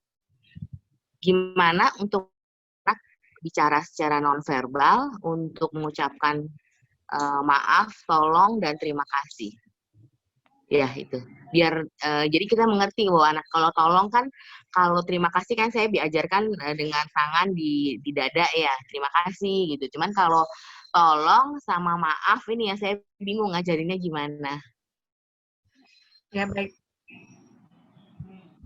Baik, Bu Deni, langsung saya jawab. Oh, monggo silakan Ibu Nenek. Ya, baik. Baik, Bu Liani, sebenarnya tetap ya kita harus juga menyertakan speech-nya, artinya bicaranya tetap harus kita sertai, jadi tidak hanya gesturalnya aja. Meskipun anak-anak kita mungkin agak terhambat di bicara, tapi tetap kita tidak hanya gerakan bahasa tubuh aja gitu, maksud saya tetap harus disertai dengan kata-kata juga gitu. Jadi ketika tadi mengajarkan maaf gitu kan, terima kasih gitu kan gitu.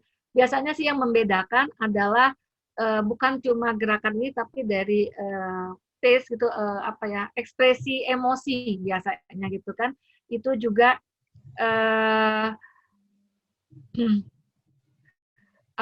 itu juga bisa bagian dari gestur itu. Jadi bukan cuma memang kadang-kadang kan kalau di emoticon di dalam WA juga kan begini, itu kan bisa terima kasih, bisa maaf, juga kan seperti itu ya, gitu. Nah, jadi memang agak sulit untuk kata tolong itu kan kadang-kadang begini gitu kan, ada orang yang begini aja angkat tangan gitu kan, help gitu kan, help, jadi seolah-olah seperti orang yang tenggelam terus angkat tangan help gitu kan, seperti itu. Nah, jadi kadang-kadang kita mungkin menyepakati dengan anak bahwa kalau begini adalah help gitu kan, misalnya tolong gitu kan, terus kalau tolong tolong Bu, tolong Bunda, misalnya tolong gitu kan, atau mungkin juga disertai dengan menunjuk sesuatu yang dia inginkan gitu kan, itu seperti itu juga bisa. Jadi sebetulnya untuk gestur eh,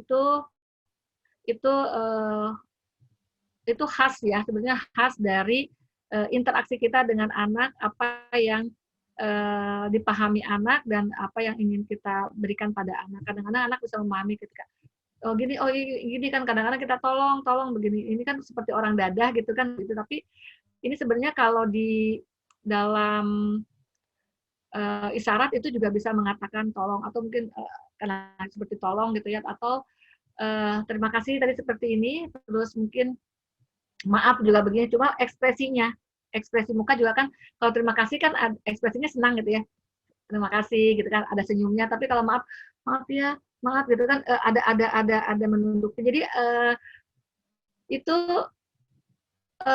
bisa saja kita create misalnya untuk membedakan misalnya terima kasih begini, terus mungkin maaf itu mungkin disertai dengan menunduk aja, misalnya maaf gitu kan, misalnya begitu aja juga bisa. Jadi ada menunduknya maaf gitu, itu bisa juga mengajarkannya.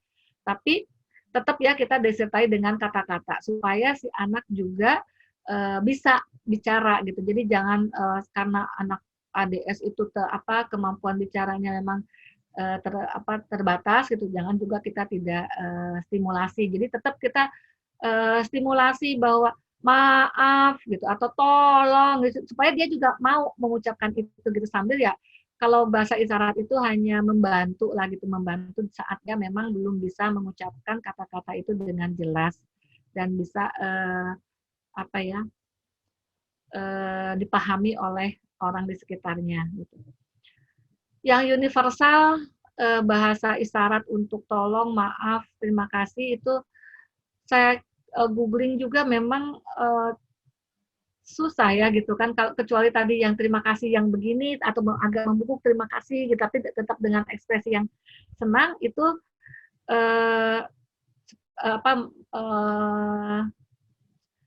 ekspresi sih yang intinya sih kalau saya lihat itu di ekspresi wajah ya, jadi yang kelihatan. Jadi kadang-kadang kalau maaf itu ada rasa penyesalan tuh kelihatan ekspresinya maaf gitu kan. Jadi selain menunduk ada rasa penyesalan gitu kan, ekspresinya kan kelihatan kan ada rasa menyesal gitu. Kadang-kadang agak sedikit mungkin mata tuh berlinang atau apa kalau ada yang mudah terpancing emosinya, kadang-kadang kan seperti itu ya.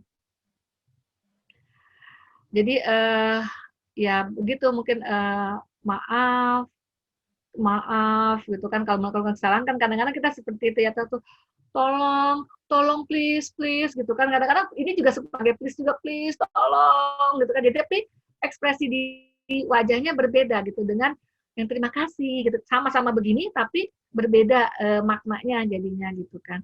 Nah kalau anak saya sih Rifki itu dia bilang terima kasih begini sambil senyum, tapi kalau minta tolong tuh begini, please, begitu. Jadi kita tuh please begitu maksud dia please gitu, tapi please gitu kan. Jadi kita paham bahwa dia minta tolong gitu kan, seperti itu. Itu sih Bu. Jadi itu tidak sifatnya tidak universal. Jadi mungkin Mbak Ibu bisa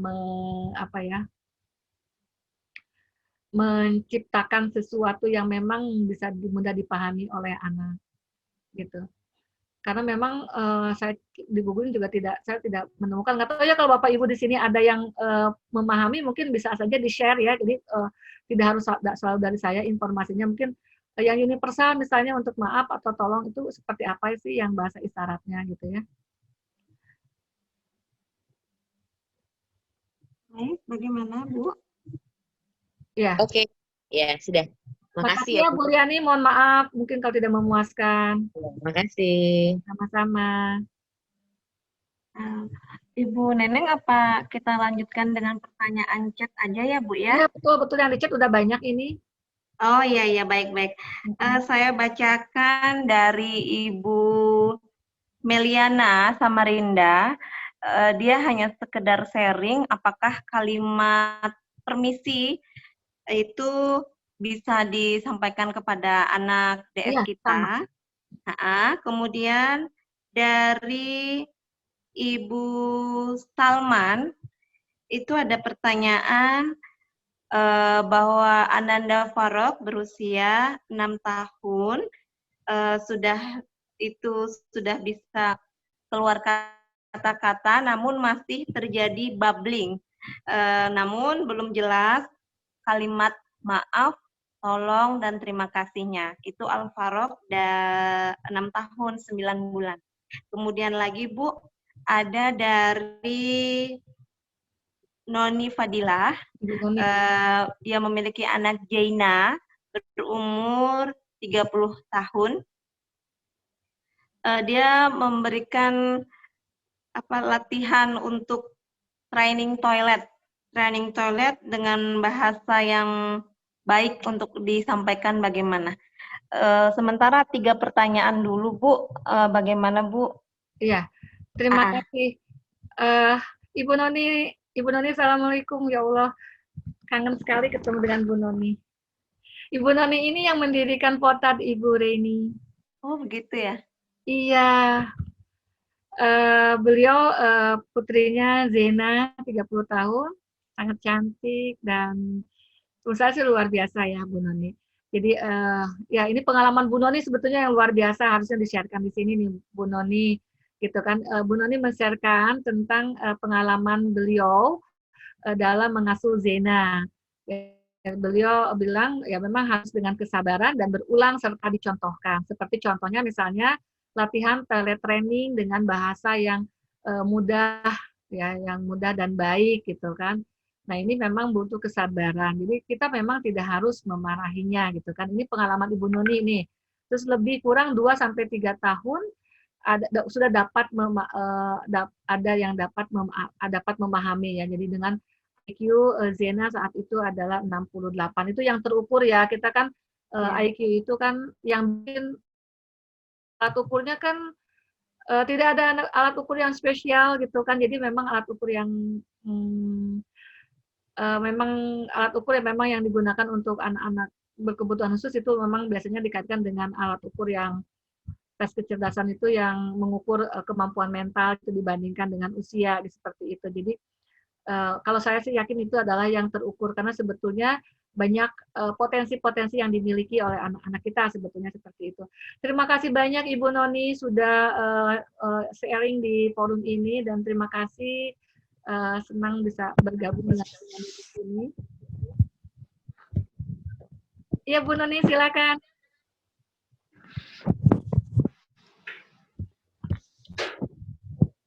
Assalamualaikum, saya Bu Neneng, apa kabar? Bu Noni, mana gambarnya? Saya kangen sekali sama ini. Aduh, saya lagi gapak. Maaf, mohon maaf banget ini nggak pakai video ya. Gitu. Oh ya, oke, baiklah, nggak apa-apa. Saya bisa dengar suaranya, udah senang sekali. Alhamdulillah, terima kasih banyak. Aduh, kita kangen banget ya. Ibu-ibu yang lain, maaf lahir batin ya, karena saya tidak bisa memakai video, jadi cukup dengan suara saja. Dengan berbagi pengalaman sedikit mengenai Zena, usia 30 tahun, memang dia cukup interaktif dan komunikatif ya kalau berbicara ya, dan sangat kadang-kadang atraktif gitu. Jadi tapi untuk hal itu semua yang saya sampaikan kepada ibu-ibu bahwa sangat memerlukan kesabaran yang luar biasa dan berulang. Itu yang kadang kita memang ada batasnya ya, orang tua gitu melihatnya gemes gitu ya, gitu ya kadang-kadang gitunya. Seperti saya baca di chat-chat yang lainnya bahwa anak itu kadang memaksa begitu ya, tapi itu tetap kita harus dari kitanya yang harus mengatakan tidak, itu tidak boleh. Itu aja. Jadi intonasi menurut saya, pengalaman saya adalah juga sangat dapat memberikan, dia membedakan kata per kata begitu. Jadi kalau misalnya kita bilang tidak, jangan tidak dong. Nah, satu kali kita membuat seperti itu, udah deh, besok-besoknya dia juga akan begitu ke orang lain gitu. Karena cepet ya, mereka tuh sebenarnya menilai yang jelek tuh cepet gitu. Tapi yang baik tuh kayaknya nge-reject terus gitu loh. Jadi saya juga bingung kenapa tuh Bu Neneng tuh begitu bisa begitu ya. Jadi sebaiknya kalau kita bilang tidak juga dengan penuh kasih cinta ya, kalau yang baiknya ya. Jadi jangan gitu sayang, tidak boleh sayang, apalagi dengan kata-kata yang manis itu akan lebih cepat di benaknya tuh. Jangan begini, kok umur 1 tahun belum bisa ya, kok 2 tahun belum bisa ya, 3 tahun belum bisa. Jangan dibikin seperti itu. Satu, kitanya stres. Nah, kitanya stres, anak juga ikut stres nantinya.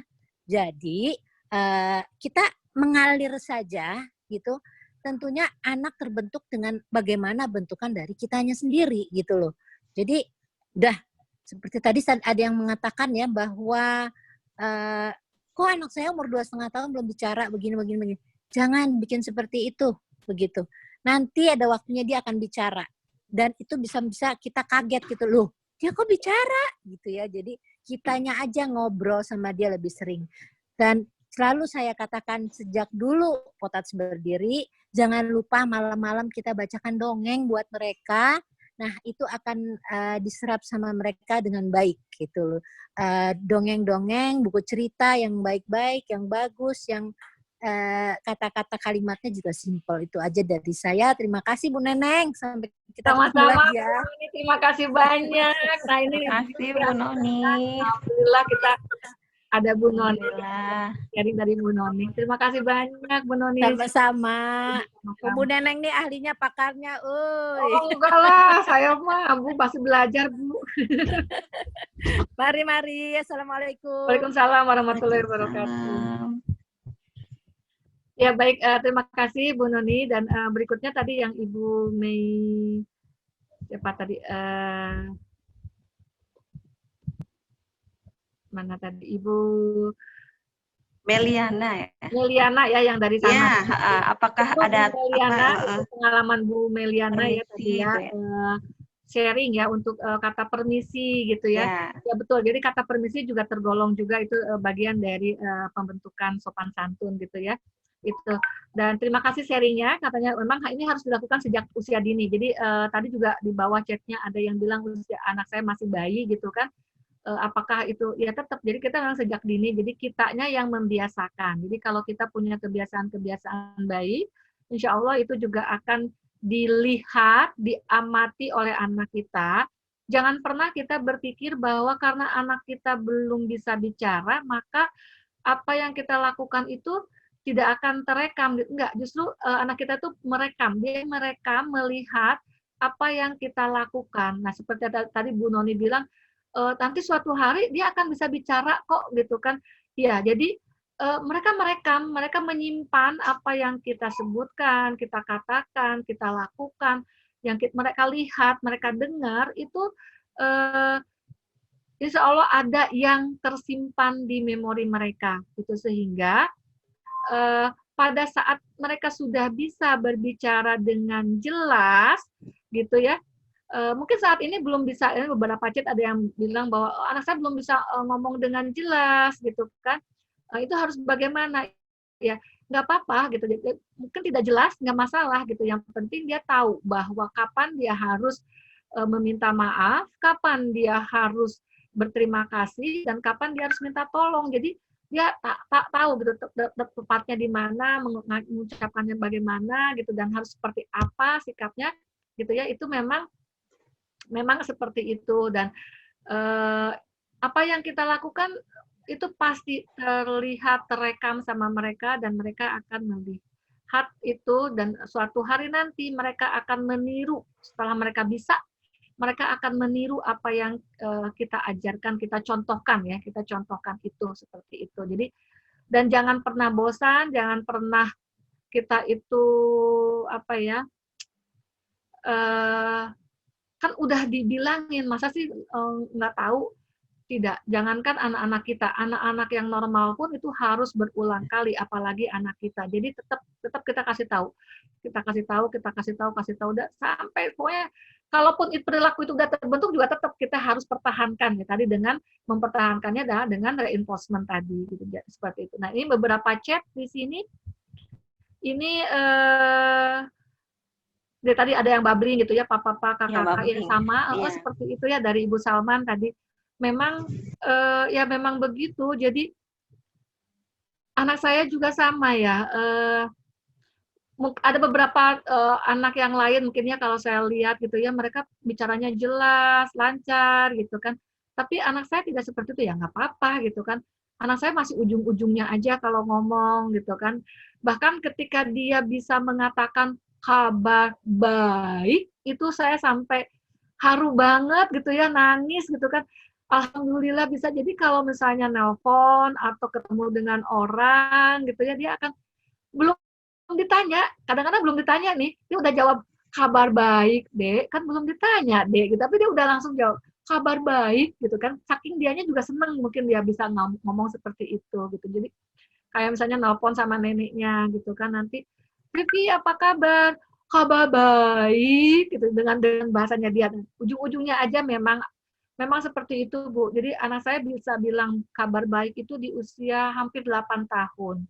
Itu sekarang sih usia 9 tahun ya. Jadi kadang-kadang dia ujung-ujungnya masih ujung-ujungnya aja kayak terima kasih.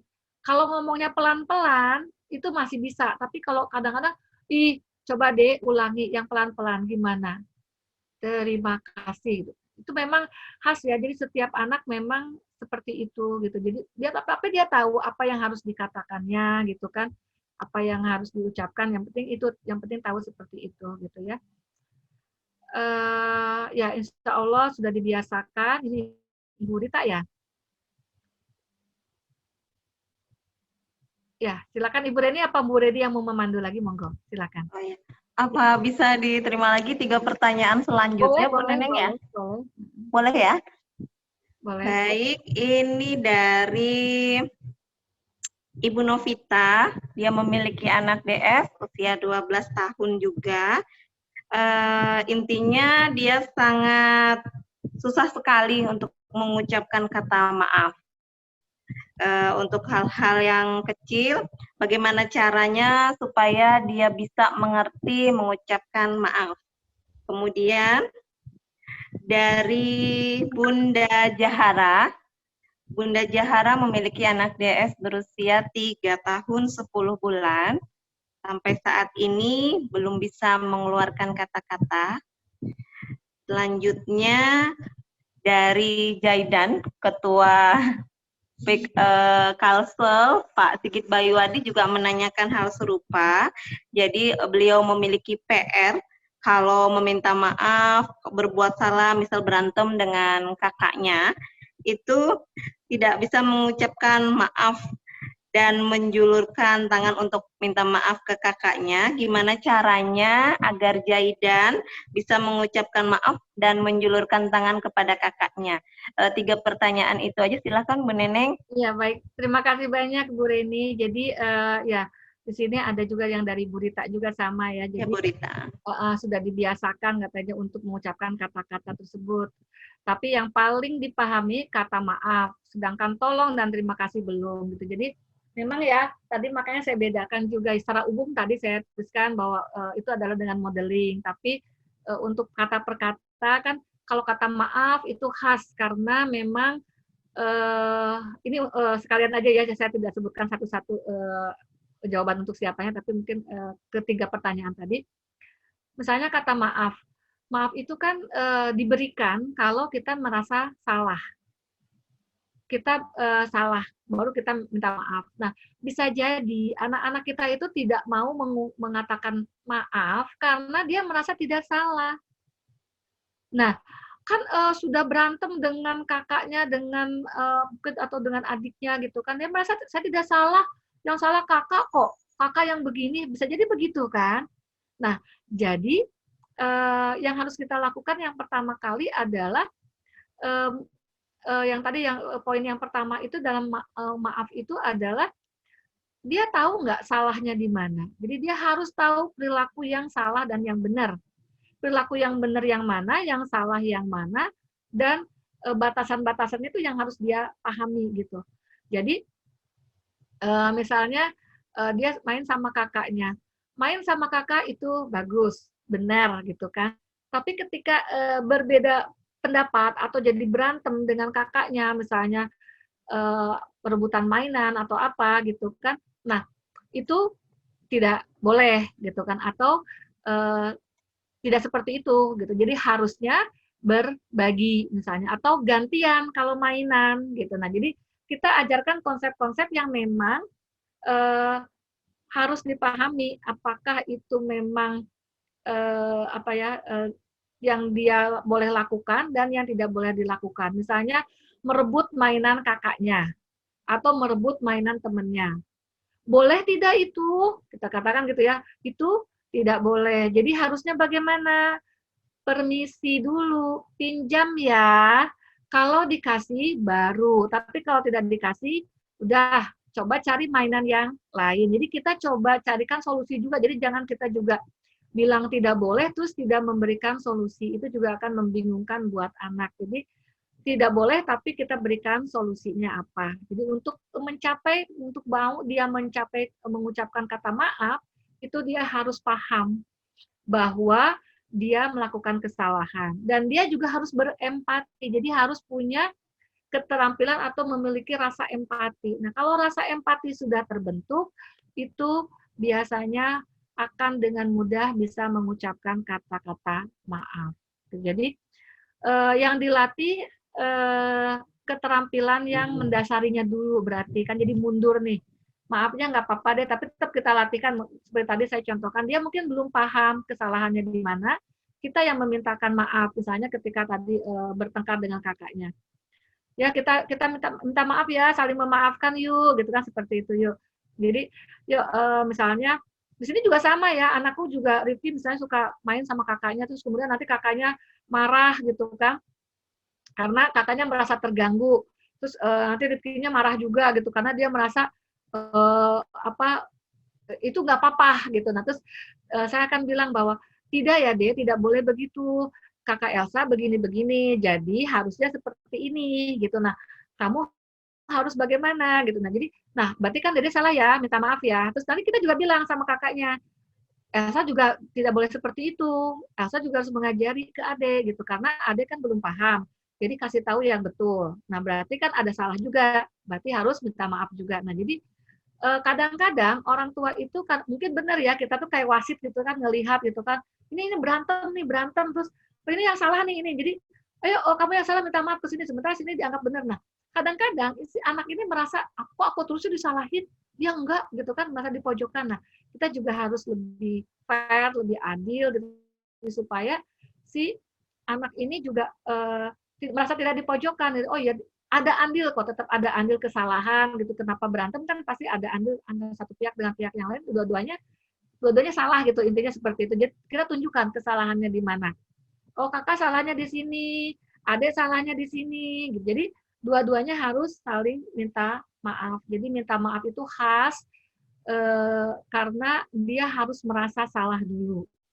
Kalau orang sudah merasa salah, orang sudah berempati bahwa dengan kesalahannya orang menjadi dirugikan gitulah, intinya seperti itu ya. Nah, baru akan secara tulus mengeluarkan kata-kata maaf. Jadi yang harus kita latihkan, kita ajarkan di awal adalah kita ajarkan dulu tentang benar dan salah, tentang batasan-batasan yang boleh dan tidak boleh, kemudian kita tumbuhkan rasa empati terlebih dahulu. Nah, sambil kita juga tetap contohkan untuk meminta maaf gitu. Nah, kalau Ibu Rita di sini bilang katanya justru dia maaf sudah terbentuk, sudah bisa, tapi kalau untuk tolong dan terima kasih belum. Nah, kalau tolong kan ketika dia minta bantuan, nah mungkin bisa jadi karena kita itu ya namanya sama anak ya pasti sayang gitu ya. Sebelum anak minta tolong, kalau kita melihat dia butuh, kita udah kasih gitu kan, seperti itu juga kadang-kadang itu terjadi. Jadi anak merasa tidak perlu minta tolong, nanti juga akan dikasih gitu. Nah makanya kita coba ingatkan dia ketika kita lihat bahwa dia memang butuh pertolongan, kita bilang bahwa Ade mau ini ya gitu kan. Nanti anak iya, kita jangan langsung kasih. Coba bilang dulu, tolong, minta gitu. Nah, seperti itu. Jadi kita mengajarkan ke anak untuk minta tolong. Nanti setelah kita berikan pertolongan itu, nah Ade sudah dapat ya, senang nggak? Senang. Nah, kalau senang harus bilang apa? Terima kasih. Jadi kita tetap ajarkan itu gitu kan. ini memang hal yang kecil tapi dampaknya besar gitu ya, seperti itu. Jadi kayak tolong, terima kasih. Jadi kadang-kadang kita tidak menyadari bahwa apa yang kita lakukan justru sebetulnya itulah yang membentuk apa ya, perilaku anak kita saat ini gitu. Gitu ya. Jadi seperti itu. Benar, ini yang Ibu Novita tadi ya, magic word itu ya, tadi mengerti sering kata maaf, tapi kalau untuk hal-hal yang kecil sangat gampang minta maaf. Bagaimana caranya supaya dia mengerti untuk meminta maaf. Jadi ini yang 12 tahun ya, tadi udah berarti ya, sering Ya. kalau untuk mengucapkan maaf, benar, yang maaf. Yang masih Ibu Rita itu Bu Neneng, dia apakah benar tidak boleh mengganti kata jangan bagi anak ADS kita? Itu sepertinya menarik sekali. Jangan ya. Iya, Bu Rita itu. Sebenarnya Ada sih juga dia, apa benar kata jangan itu tidak boleh diucapkan bagi untuk melarang ADS kita? Jangan, kalimat sebenarnya sih jangan. nggak apa-apa ya, menurut saya sih nggak apa-apa kata Nggak jangan apa-apa itu ya. diucapkan, karena tapi ada catatannya ya Bu. Jadi kalau misalnya kita mengatakan bahwa nggak boleh ya, jangan seperti itu. Nah, kalau sampai di situ saja, itu memang akan membingungkan anak. Jadi harus dilanjutkan. Misalnya tadi, anak saya dorong-dorong. Atau mungkin anak saya itu mau menyapa temennya tapi keplok gitu kan, nyapanya tuh kasar gitu, plok gitu. Nah, itu kan itu juga jangan begitu nyapanya. Jadi kita kasih tahu, contohkan yang benar seperti ini. Jadi kita sebenarnya bukan cuma ADS, yang lain juga sama. Jadi jangan berhenti di kata-kata jangan, tapi kita harus lanjutkan dengan apa yang harus dia lakukan. Contoh misalnya begini ya, ini bukan di ADS, ini contoh yang umum. Misalnya begini, kadang-kadang misalnya menyimpan hal-hal yang kecil aja, misalnya menyimpan sepatu gitu kan, ketika dari luar gitu kan, disimpan sembarangan. Terus kita akan bilang, jangan taruh di situ, gitu kan, udah aja begitu. Nah, itu nggak cukup sebenarnya sampai di situ. Anak akan bingung, oh iya nggak taruh di sini, nanti dia pindahin terus ke tempat yang lain lagi. Jangan di situ juga, gitu kan. Nah, jadi yang salah sebenarnya siapa?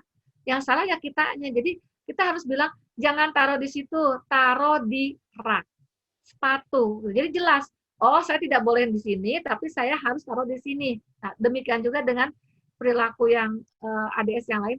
Kita boleh mengatakan kata jangan, artinya tidak boleh dilakukan, tetapi kita harus sertakan bahwa yang bolehnya itu apa, gitu.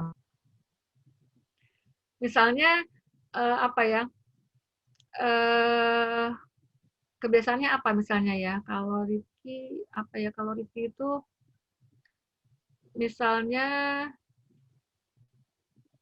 ya kalau Rifki itu suka misalnya sama kakaknya itu dia suka dia pengen main misalnya sama kakaknya di kamar gitu. Nanti dia tuh akan masuk aja ke kamar gitu. Karena kita bilang jangan main masuk ke kamar. Ketok dulu ya pintu kamarnya, bilang dulu assalamualaikum, baru nanti kalau udah dibolehkan masuk, baru boleh masuk. Supaya apa? Supaya tadi kan permisi tadi juga gitu. Jadi jangan main selonong aja gitu, seperti itu. Jadi kata-kata jangan menurut saya masih boleh, tetapi tidak boleh sampai berhenti sampai di situ. Harus ada kelanjutannya gitu kan.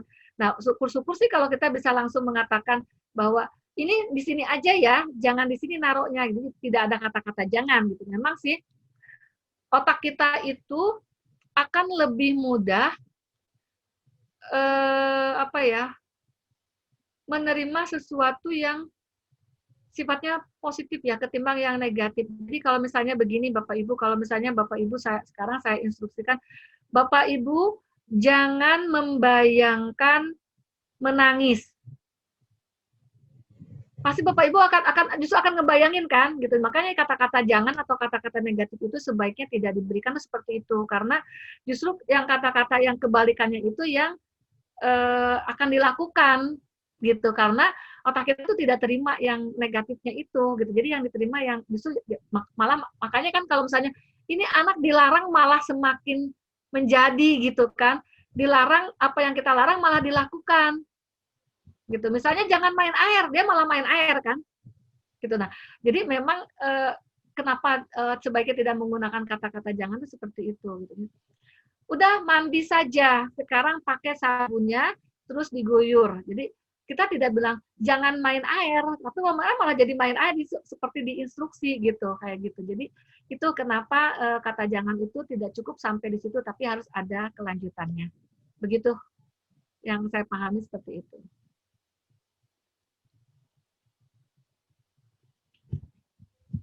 Waktunya habiskah ya? Apa Yang dari Jaidan itu udah ya Bu, dari Zaidan belum mengajarkan ya? mengulurkan tangan minta maaf gitu.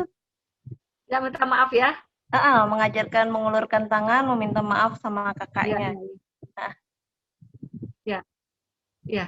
Jadi berbuat salah, misalnya berantem dengan kakaknya, dia ngumpet atau tutup bantal kalau melakukan kesalahan, kalau membuat kakaknya sakit, tapi tidak mau mengucapkan maaf atau Oke. Kadang-kadang anak itu juga berasa ya ketika dia melakukan kesalahan, itu dia berasa dan dia mungkin ada rasa kekhawatiran untuk entah itu dihukum atau apa gitu ya, ada ketakutan gitu. Contohnya misalnya, ini saya di luar yang Pak Jaidan juga, misalnya begini. Misalnya anak saya itu dia menumpahkan minuman, jadi becek kan, gitu kan. Nah, sebelum saya lihat bahwa itu becek atau apa gitu, dia udah nangis.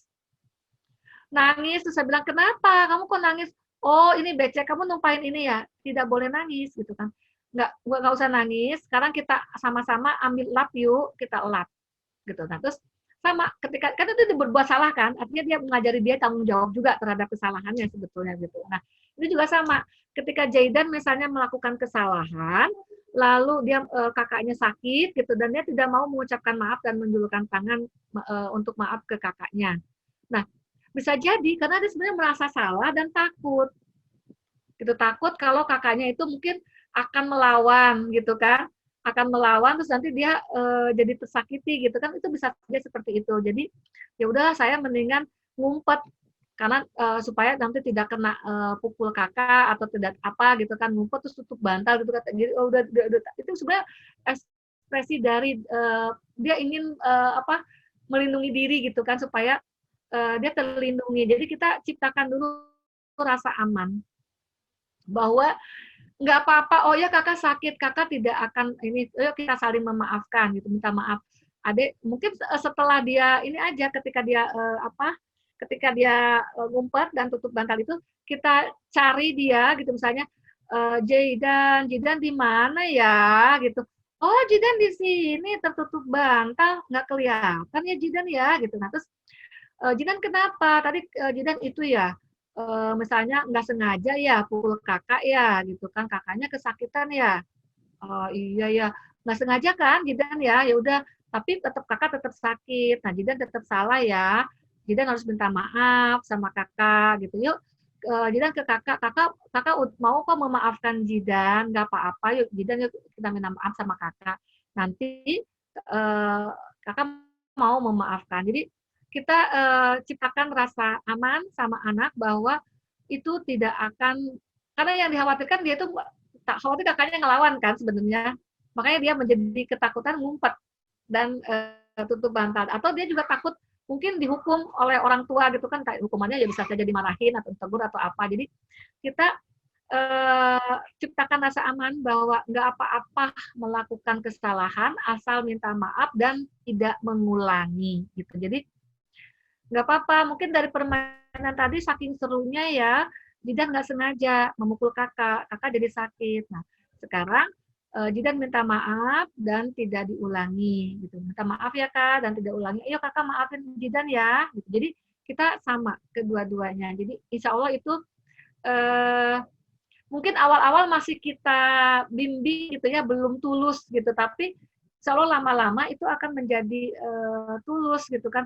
Oh ya saya salah, maaf gitu kan. Kadang-kadang kita juga melakukan sesuatu yang tidak sengaja, kesalahan, terus kita juga refleks, oh ya maaf saya salah gitu kan, seperti itu. Awal-awal mungkin kan juga, duh takut nih kalau misalnya saya mengaku salah, nanti saya kena hukuman nih gitu kan, ada seperti itu juga. Jadi kenapa orang itu takut meminta maaf? Karena takut konsekuensinya biasanya gitu ya, konsekuensinya. Makanya kita ciptakan rasa aman bahwa konsekuensinya tidak akan ada apa-apa. Justru mungkin kita akan bilang, papa atau mama mungkin jadi sedih gitu kan kalau Jidan tidak minta maaf sama kakak gitu. Jadi papa sama mama senang kalau Jidan mau minta maaf dan Jidan mau mengakui kesalahan. Jadi kita dekati dia, kita rangkul dia supaya dia itu merasa aman dulu, baru kemudian kita ajarkan di mana kesalahannya, kita berempati, ajarkan empati bahwa kakak itu nangis atau marah karena mungkin bisa jadi kakaknya marah kan karena terpukul karena sakit, kakak itu marah karena kakak sakit gitu kan, seperti itu. Jadi kalau ada juga kan kalau kena ini sakit kan, nah jadi itu tidak apa-apa ya gitu, kakak tadi marah karena kakak merasa sakit, kakak kaget. Jadi kita jelaskan kondisinya, kemudian ajarkan dia untuk minta maaf. Mungkin seperti itu. Baik, terima kasih Ibu Neneng karena waktu kita sangat terbatas sekali, sudah di tempat kami ingin menjelang azan zuhur ya. Kita aplaus yang meriah buat Ibu Neneng dan para peserta webinar hari ini. Kemudian selanjutnya saya mengambil kesimpulan atau Ibu Neneng yang menyimpulkan ya? Silakan, Bu Reni boleh. Oh ya, baik.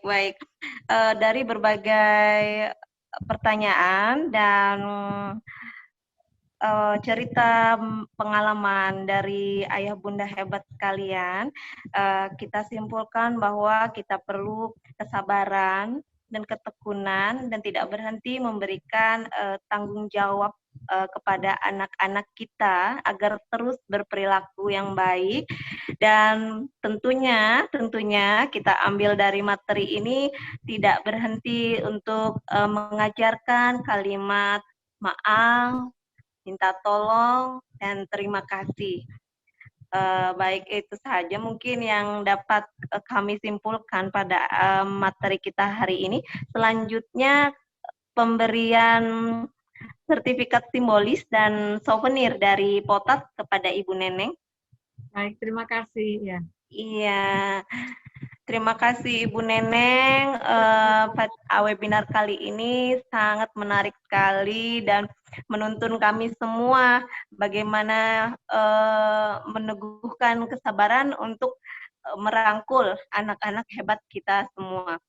Terima kasih Bu Neneng, jangan bosan-bosan untuk memberikan kami suatu pencerahan, suatu materi yang sangat berguna bagi kita semua.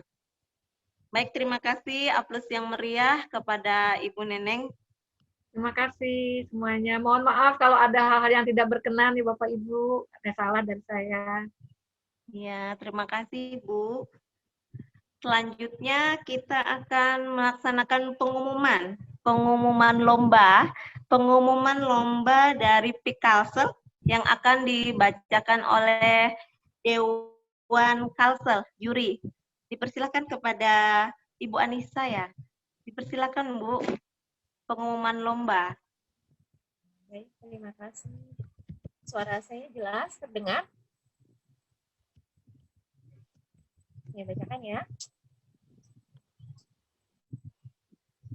Bismillahirrahmanirrahim. Assalamualaikum warahmatullahi wabarakatuh. Waalaikumsalam. Waalaikumsalam warahmatullahi wabarakatuh. Selamat siang semua sahabat Potat. Kali ini saya akan membacakan para pemenang dari kegiatan lomba yang diadakan oleh PIK Potat Kalsel. Saya mewakili dari teman-teman juri, ada Mbak Ami dan Mbak Tika. Langsung saja ya saya bacakan dari kategori pertama. Silakan disimak. Untuk kategori pertama lomba fotogenik. Saya bacakan dari pemenang ketiga adalah Zaidan, nomor peserta 10. Mungkin kalau ada di sini bisa dada-dada. Kemudian Ya, pemenang Pak Sigit, monggo dada-dada Pak. ada di sini ya. Iya. Ya, selamat. Kemudian pemenang kedua ada Raffi, nomor peserta 26. Dan pemenang pertamanya, juara satunya ada Devano, nomor peserta 29. Ya, selamat untuk kategori lomba fotogenik. Langsung ke kategori kedua, lomba menari. Di pemenang ketiga ada Alaya, nomor peserta 2. Kemudian untuk pemenang keduanya ada Rika, nomor peserta 1. Dan pemenang pertamanya ada Naifa, nomor peserta 3. Selamat untuk kakak-kakak yang jago nari nih ya. Lanjut ke kategori untuk mewarnai. Mewarnai ada di juara ketiga ada Alaya, nomor peserta 3. Selamat. Di pemenang kedua ada Zaidan, nomor peserta 1. Nah, ini namanya ada yang berulang ya, selamat ya. Dan pemenang pertamanya ada Iza, nomor peserta 2. Nah, selamat. Kemudian kategori selanjutnya lomba menyanyi. Lomba menyanyi, pemenang ketiga ada Kanza, nomor peserta 4, selamat. Pemenang keduanya ada Tata, nomor peserta 3. Dan pemenang pertamanya ada Fatimah, nomor peserta 1. Selamat untuk kategori lomba menyanyi. Kemudian untuk kategori selanjutnya, kategori terakhir ya. Kategori terakhir ini terbagi 2 kelompok.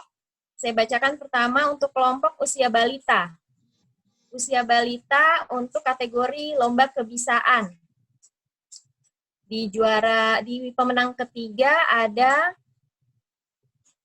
Shita, nomor peserta 21. Selamat. Kemudian di pemenang kedua ada Hilna, nomor peserta 11. Dan pemenang satunya Abraham, nomor peserta 1. Selamat kepada pemenang lomba kebisaan usia balita. Dan terakhir untuk kelompok di atas balita ya, masih kategori kebisaan. Pemenang ketiganya ada Aisyah, nomor peserta 16. Kemudian pemenang keduanya Raffi, nomor peserta 15. Dan pemenang pertamanya ada Fatur, nomor peserta 5. Selamat kepada semua pemenang. Untuk seluruh kategori, para pemenang akan mendapatkan piala yang sudah disiapkan oleh Pikotat